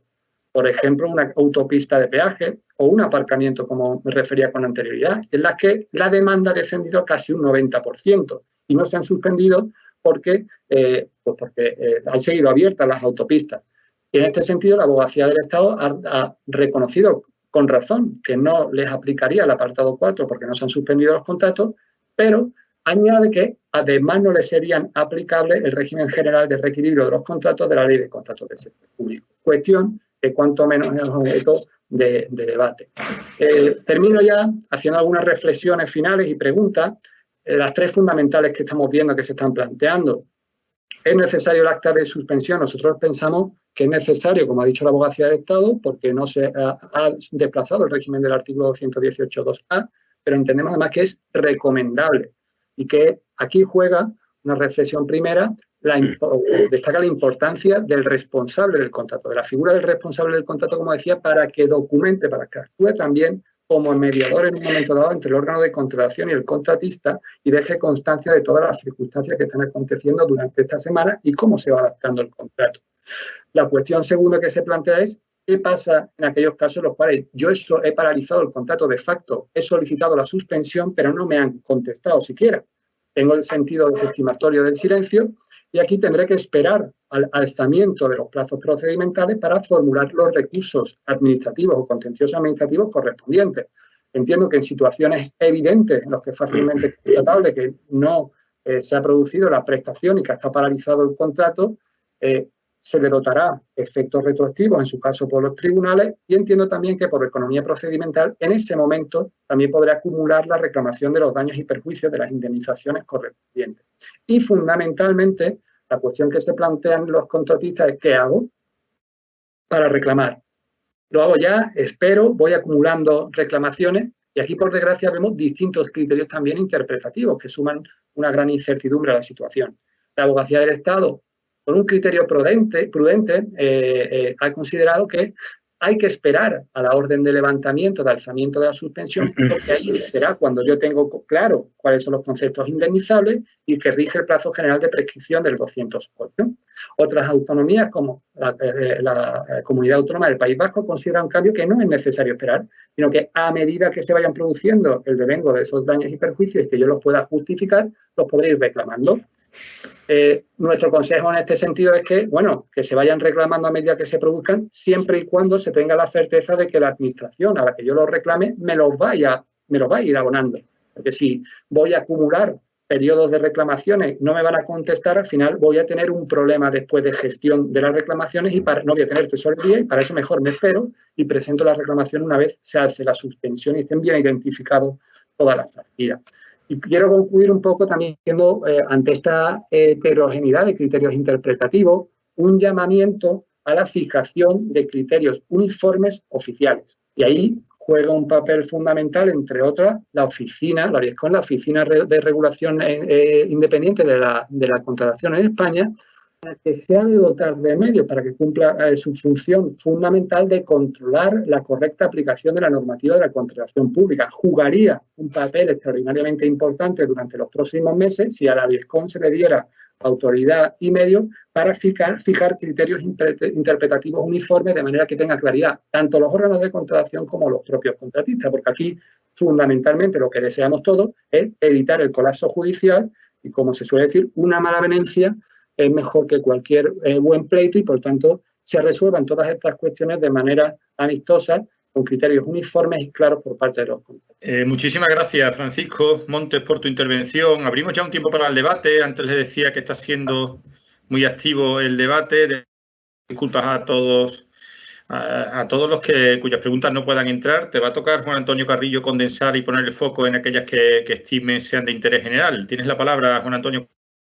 Muchas gracias, Álvaro. También muchas gracias a Curro, porque no era fácil hacer el esfuerzo de condensación de un régimen jurídico tan abigarrado y tan problemático como el que él acaba de desgranar. Efectivamente, Álvaro, son muchísimas las preguntas que se han formulado y lo que he intentado hacer un esfuerzo de agruparlas por materias, de forma que algunas de ellas las voy a formular para los dos ponentes. Así, hay una gran preocupación, en primer lugar, es una pregunta dirigida a ambos ponentes, una gran preocupación, digo, en primer lugar, en torno a la continuidad de los contratos, a las circunstancias que están acaeciendo en relación con los contratos que finalizaban o que se extinguían en este momento, unida a otra preocupación sobre la contratación de emergencia, que pareciera que fuera la única fórmula de contratación bajo la pandemia y se está produciendo una aplicación masiva de los contratos de emergencia. Como sabéis, los contratos de emergencia son unos contratos carentes, diría yo, de casi toda formalidad y de casi toda garantía. Y claro, aquí las dudas son muchas. Plantean Guillermo, Lili de Arias, José Miguel, Ángeles, entre otros, dudas que tienen que ver con, primero, ¿qué duración pueden tener los contratos de emergencia? Eso no está regulado en la ley. ¿Han de usarse o se pueden usar como un contrato puente en los supuestos en los que el contrato ha dejado de estar vigente, como se está haciendo en la práctica? Otra pregunta interesante, ¿qué reglas de publicidad son aplicables a esos contratos? ¿Aplicaría el artículo 154 de la Ley de Contratos, en el entendido de que no se están publicando y que es algo además que ha puesto de relieve no solo la prensa, sino también la propia Comisión Europea? ¿Qué opináis de esto, Pedro Curro? Bueno, yo en principio, la verdad que es una cuestión bastante... Yo pienso, claro, si nos vamos a la regulación, entiendo, que la remisión que se hace al empleo de la contratación de emergencia es únicamente con carácter obligatorio, únicamente para aquellos supuestos que se encuentran estrechamente vinculados con la situación de crisis sanitaria. O sea, parece ser, según la normativa, que ese sería el único supuesto que remite obligatoriamente al empleo de este procedimiento, de esta tramitación, ¿no? Entonces, desde esta perspectiva, bueno, no tendríamos por qué, al menos normativamente, extender esta necesidad a otros supuestos excepcionales distintos de los que aparecen recogidos en la disposición adicional. Luego, por otra parte, el empleo de la tramitación de emergencia, con arreglo al artículo 120, expresamente no está sujeta a un plazo, en principio, o al menos con arreglo a ese precepto, no está sujeta a un plazo máximo de terminación. O sea, se establece un plazo para el inicio de las prestaciones, pero no un plazo para terminarlo. Entonces, claro, ese artículo no lo prevé, pero sí es cierto que sobre esta materia, tanto la jurisprudencia como la Junta Consultiva y los tribunales de recursos han destacado mucho la importancia de que los supuestos que legitiman el empleo de la contratación de emergencia son los que son aquellos de grave peligro, de una situación inminente que exige necesariamente realizar actuaciones, con lo cual, si posteriormente se pone de manifiesto que ese contrato se prolonga en el tiempo, como si hubiera sido un contrato adjudicado siguiendo un procedimiento ordinario, pues se pondría de manifiesto que efectivamente se ha alterado la naturaleza del empleo de esta tramitación. Pero claro, realmente creo que un plazo concreto máximo, yo no sabría... No sé cuál es la opinión de Curro. Y ya para terminar, en cuanto al tema de la publicidad, yo entiendo que al menos legalmente no está excluida.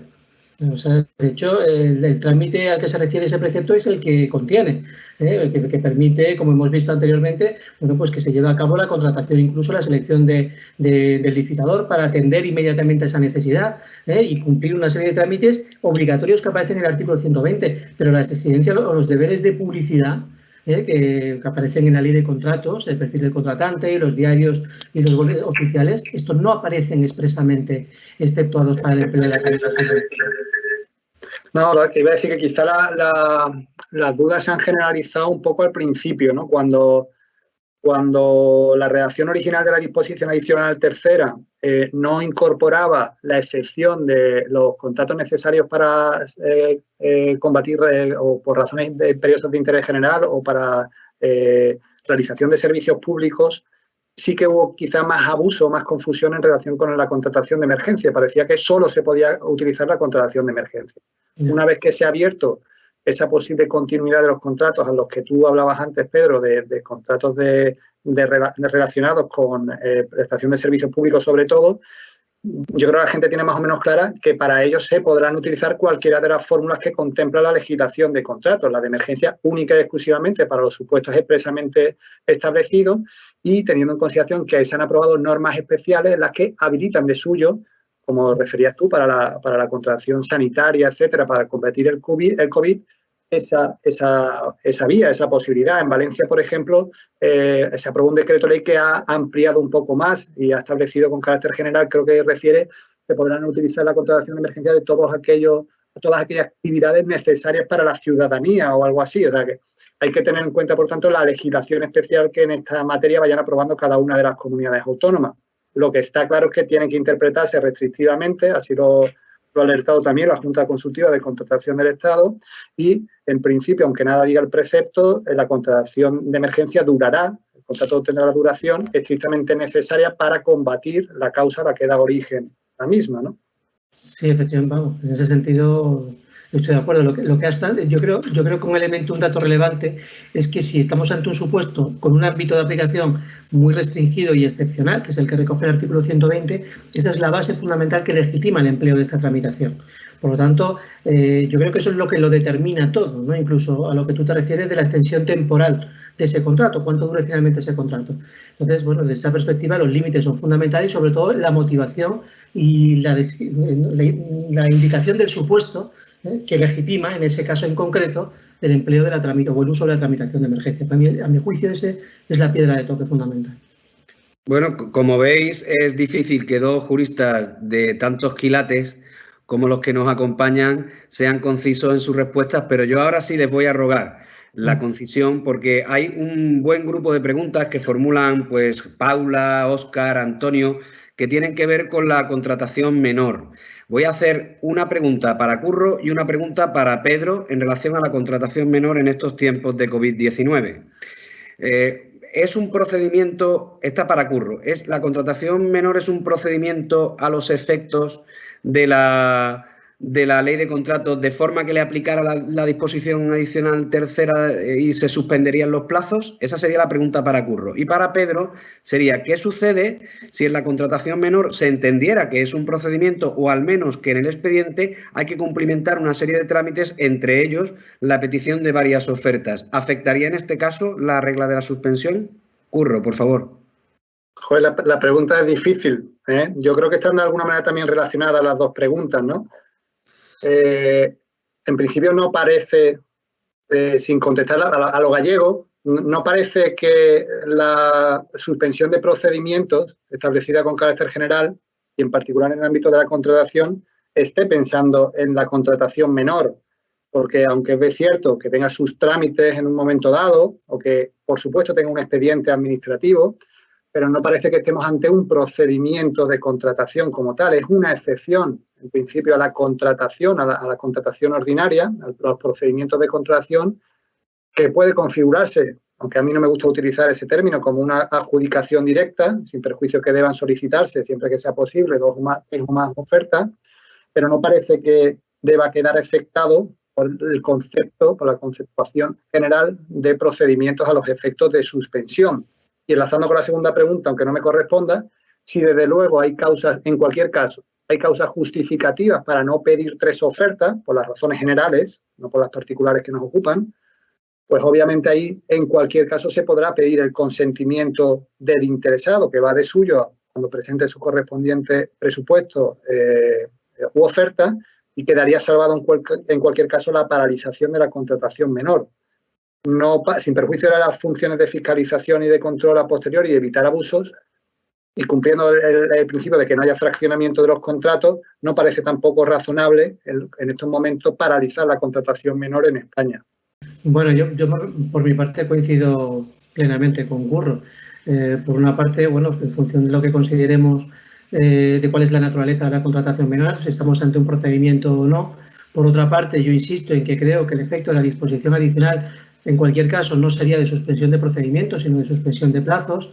Claro, en el supuesto en el que se otorgara un plazo para la presentación de 3 ofertas, bueno, esto sí plantearía una mayor dificultad, porque claro, por una parte razones de conveniencia, como dice Curro, pues no parece que aconsejen suspender la adjudicación final del contrato, pero claro, por otra parte, ¿cómo excepcionar en este supuesto la aplicación de la disposición adicional?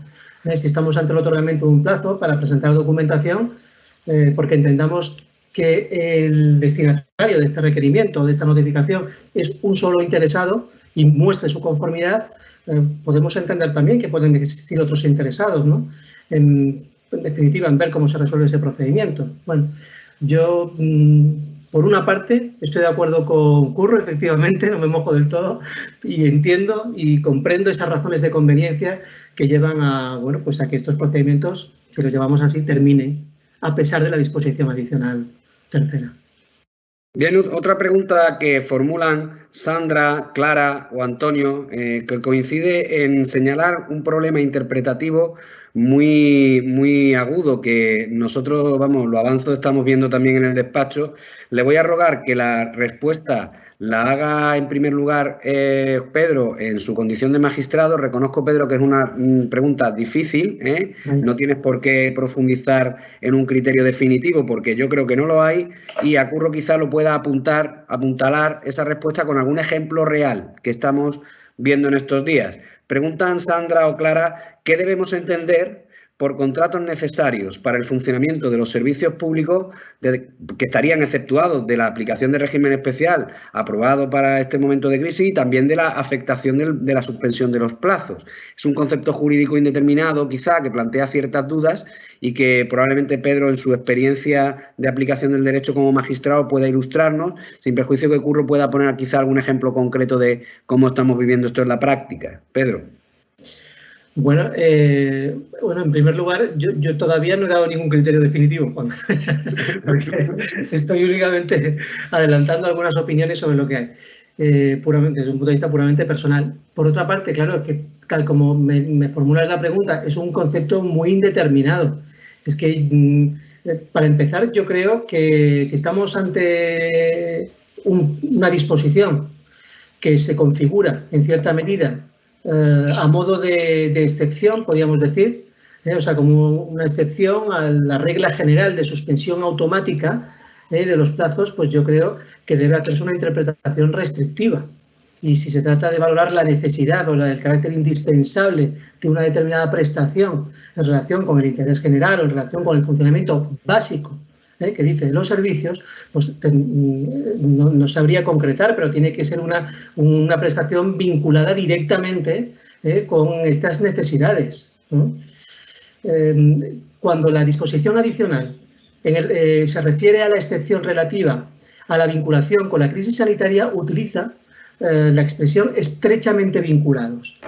Es verdad que está ahí, yo creo que en cierta medida sirve también de parámetro interpretativo para valorar el nivel de exigencia que tenemos que apreciar casuísticamente para considerar que una prestación es indispensable para los intereses generales o para el funcionamiento básico de los servicios.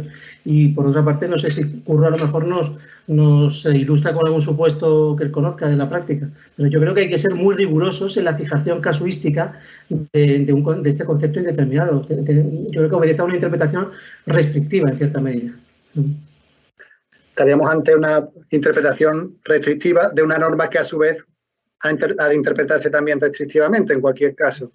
Yo creo que un poco para todas las cuestiones, al final, cuanto más complejo es el derecho y las circunstancias de absoluta incertidumbre que estamos viviendo, ya no solo por los defectos lógicos en algunos casos de técnica normativa y la sucesión de normas con efectos retroactivos, además, creo que juegan más que nunca toman relevancia los principios generales del derecho, la buena fe, la doctrina de los propios actos y la lógica. Y un aspecto que yo creo que tú comentabas antes, Pedro, que es la motivación de los actos administrativos.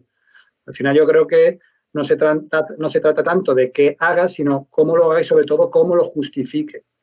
Y precisando que una cosa es la justificación de los actos a posteriori y otra la motivación. No vale justificar a posteriori lo que hice, sino lo que tengo que es motivar, explicar qué es lo que estoy haciendo, porque eso sirve de fundamento a mi decisión. En ese sentido, cualquier decisión de excepción o de amparo en alguna de estas excepciones tiene que estar muy bien motivada, explicar por qué.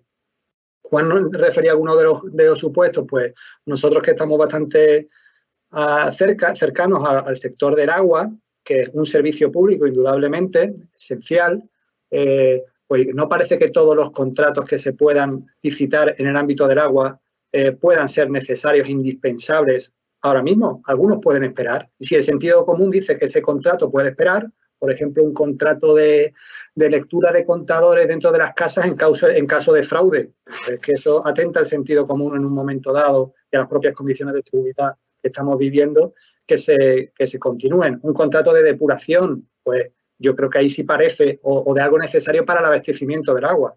Ahí sí que parece que estemos ante un supuesto en el que se podrá continuar con las licitaciones. Pero insisto que en cualquier caso, todo lo que se haga en estos momentos, lo importante es que se motive, que se explique bien el porqué o las razones que determinan la decisión. Muchas gracias a ambos por la respuesta. Vamos a ir cerrando este turno de preguntas. He seleccionado una pregunta dirigida a Pedro, en primer lugar, y otra dirigida a Curro.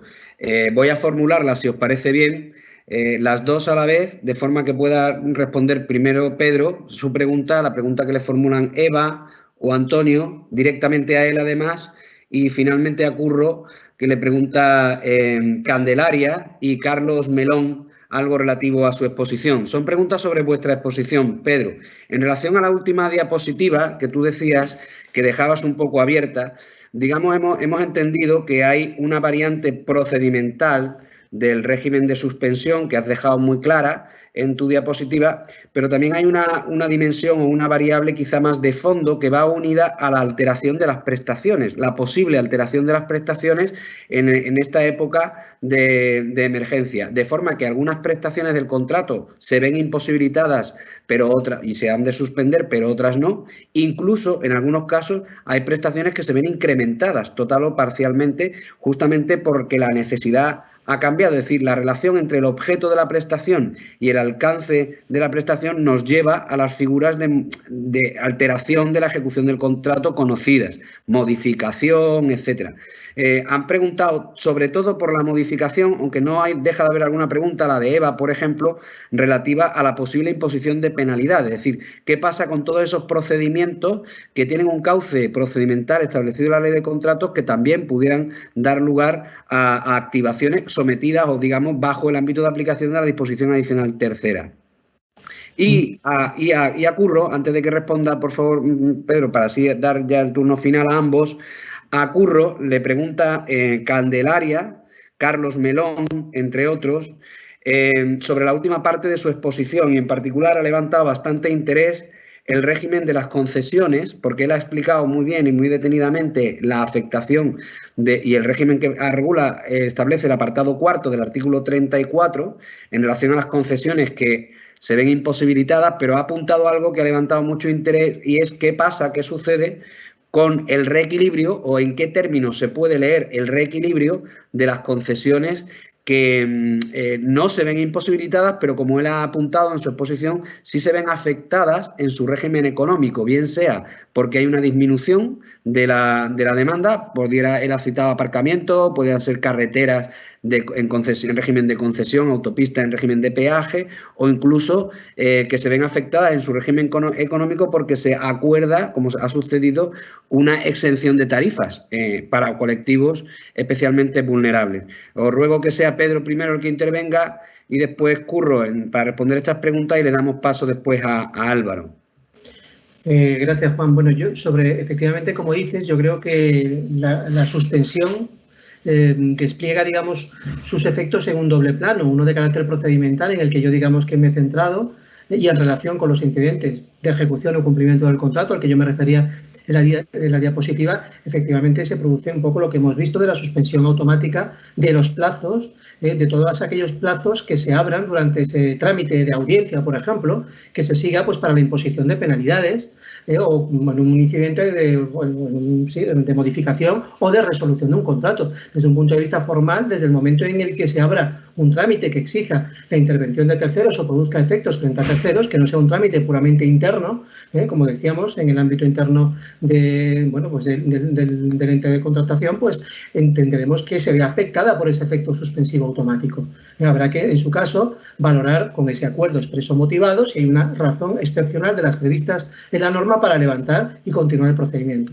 Y desde un punto de vista, digamos, material, efectivamente, como se desprende de la explicación que ha dado Curro, yo creo que en realidad la regulación del artículo 74 no está imponiendo la suspensión de la ejecución de toda la actividad de contratación. En realidad yo creo que la regla más bien es otra. Se suspende la ejecución de aquellos contratos cuya continuidad no sea posible por razón de la crisis sanitaria, pero el resto de la contratación puede continuar. Y la ejecución, el cumplimiento de los contratos puede continuar siempre que ello sea posible. Pues bien, yo creo que en el marco de estos contratos vivos que continúan, el régimen excepcional o transitorio que establece la normativa de excepción no desplaza la normativa general establecida en la ley de contratos. Y si es posible o es necesario iniciar la modificación del contrato, bueno, pues con los límites que se establecen en la propia ley de contratos es posible. ¿Por qué no sería posible iniciar un trámite de modificación por circunstancias o modificaciones no previstas en los pliegos, por ejemplo, a tenor de lo previsto en el artículo 205 de la Ley de Contratos del Sector Público? ¿Por qué no sería por circunstancias sobrevenidas que obliguen a ajustar, por ejemplo, las prestaciones en alguna medida y con los límites que aparecen recogidos en ese precepto? Es cierto, creo que también, no sé si Curro lo ha apuntado, que la Abogacía de Estado ha señalado que no es posible, al socaire un poco de la crisis sanitaria, renegociar los términos originarios del contrato, pero la modificación, el ajuste de las prestaciones y de las características del contrato no tiene por qué comportar necesariamente una renegociación de los términos originarios del contrato. Si lo que se persigue es ajustarla para permitir su continuación y el desenvolvimiento normal del contrato. Entonces, yo creo que desde esta perspectiva es posible, yo entiendo que sí es posible la modificación del contrato con las cautelas que aparecen expresamente recogidas en el precepto. Y en lo demás, pues exactamente igual. Es posible, por ejemplo, iniciar un expediente de resolución del contrato, cuando, por ejemplo, el contrato pues concurra en la causa de resolución de que, bueno, pues de que pierda su finalidad, por ejemplo. Sería posible, ¿no? Esto se podría valorar. De todas formas, ya digo que, bueno, habría que ver también cada uno de los supuestos, ¿no? Pero entiendo que la normativa general continúa aplicándose en aquellos contratos que continúan y cuya ejecución no ha sido suspendida. Bueno, la verdad que el régimen de concesiones puede dar casi para un monográfico. La situación es compleja. El informe de la Abogacía del Estado que citaba excluye la aplicación del régimen general, fundamentándolo en que el artículo 34 es de aplicación preferente y excluyente, lo cual ha de contextualizarse con los propios informes de la Abogacía del Estado previos, que dicen que es excluyente en aquello que se opone al régimen general. Y en concreto dice que el régimen o la situación de fuerza mayor se excluye expresamente en el apartado tercero. Lo excluye para las indemnizaciones de los contratos de obra. Hay que recordar aquí la paradoja de que si con carácter general la fuerza mayor determina, por ejemplo, que no se cumplan las obligaciones, 1105, el caso fortuito, o que no proceda una responsabilidad patrimonial frente a la administración, en cambio, en el ámbito de la contratación determina el reequilibrio del contrato o la indemnización en los contratos de obra. Lo cierto es que el 34.4 no dice nada de la fuerza mayor, por lo tanto, creemos que sería aplicable el régimen general de equilibrio de las concesiones por las causas que determina la ley de contrato, independiente del régimen jurídico, sean anteriores o no a la ley de contratos actual, las concesiones. No por hechos propios de la administración, obviamente, porque, por ejemplo, en una concesión de un aparcamiento dada por una entidad local no tiene culpa o no tiene nada que ver con las medidas gubernativas del gobierno central, pero sí, en cambio, consideramos que en un momento dado encajaría los supuestos de fuerza mayor o riesgo imprevisible, que ya sabéis que son de creación jurisprudencial y que se han interpretado muy restrictivamente, pero creemos que no hay precedentes en la historia reciente de España equiparables a la situación en la que estamos viviendo. No se puede equiparar la crisis económica de la década de 2008 en adelante a la situación actual. Y sí creemos en un momento dado que sería, dado que la ley no dice nada, en Portugal, por ejemplo, creo que se ha excluido expresamente por ley el reequilibrio, pero al no decir nada la normativa actual y no ser excluyente el artículo 34, creemos que podría encajar en un momento dado en el riesgo imprevisible o incluso en la propia fuerza mayor.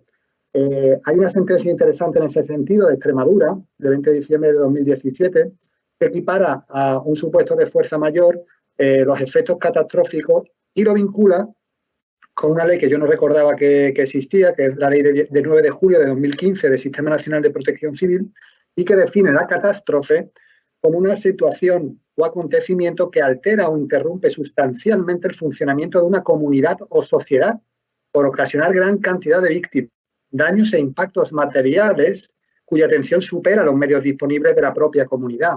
parece que nos encontramos ante un supuesto asimilable a esta situación catastrófica y, en consecuencia, aplicaría la fuerza mayor. Fuerza mayor, además, en una interpretación sistemática de la norma que el propio Real Decreto Ley 8/20 contempla para los ERTE por circunstancias económicas, o que hace unos días aplicaba el Real Decreto Ley que se acaba de publicar en relación con los contratos de arrendamiento de locales comerciales. Por lo tanto, entiendo que hay fundamento normativo en un momento dado para esos requisitos, pero que lo ideal, desde luego, y yo creo que hay mucha preocupación entre los concesionarios, desde luego, es que no tengamos que esperar 7, 8, 10 años a que se pronuncie un órgano jurisdiccional, y lo ideal sería que hubiera un pronunciamiento interpretativo oficial, o al menos una modificación normativa que aclare las circunstancias o la situación de estos concesionarios que no se han suspendido, pero que claramente se han visto afectados en la demanda de sus contratos.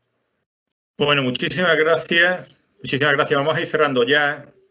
Gracias por unas aportaciones tan valiosas, pero que reconocemos que pasan a un segundo plano si los sanitarios no consiguen paliar la pandemia, y no queremos que ustedes lleguen tarde a la cita que todos tenemos de agradecimiento en nuestras ventanas, y en ese aplauso a todos ellos.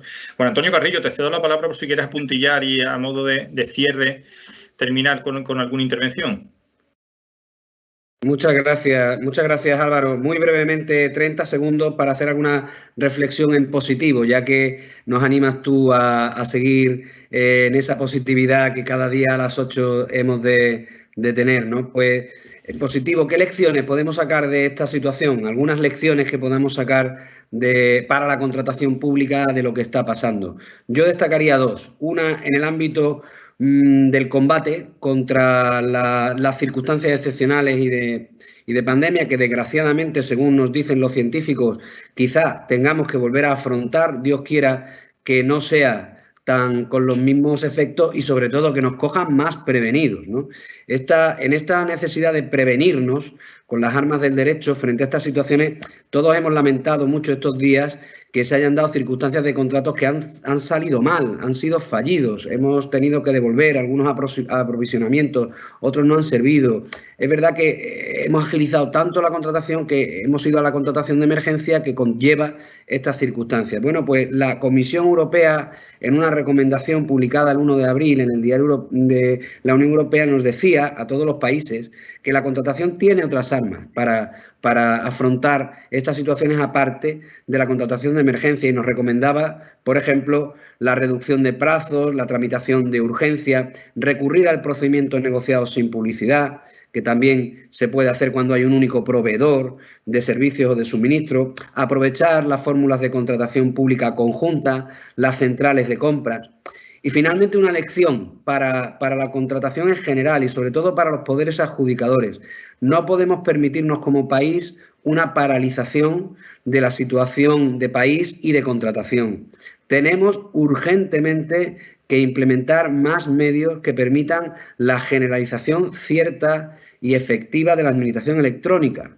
Y de la administración en general, me atrevería a decir. No podemos olvidar que tenemos ahí un plazo, el 1 de octubre del 2020, en el cual obligatoriamente debería implantarse la administración electrónica. Sin más, agradeceros una vez más a Cajasol, a los ponentes, a los participantes, a sus preguntas, pues en fin, lo enriquecedor que por lo menos para mí ha sido este webinar. Gracias, Pedro Luis Roa. Te cedo también la última palabra, no sé si quieres cerrar con algo. Bueno, gracias Álvaro. Yo únicamente daros las gracias a vosotros, agradecer también a Juan y Curro su invitación y a todos los que han participado durante esta sesión, que para mí ha sido más ilustrativa probablemente para mí que para ellos, y en cualquier caso pues desearle que soporten con toda la paciencia del mundo esta situación y que pronto seguramente ya nos veremos en el día a día y en nuestra actividad habitual y cotidiana. Un fuerte abrazo para todos y mucha paciencia. Gracias, Pedro Luis. Francisco Monte, también te cedo la palabra por si quieres cerrar con algo. Pues nada, también para daros las gracias y para mandar a todo el mundo un mensaje muy positivo, de optimismo, de patriotismo, que hace falta de verdad. Yo creo que los españoles tenemos muchas ganas de sacrificarnos todo lo que haga falta para salir adelante, y lo vamos a hacer mejores, seguro, de como estábamos antes incluso. Bueno, muchísimas gracias a los tres. Sinceramente, ha sido un auténtico lujo y un placer teneros casi toda la tarde hoy con nosotros. Juan Antonio Carrillo, gracias igualmente o de forma muy especial por tu diseño.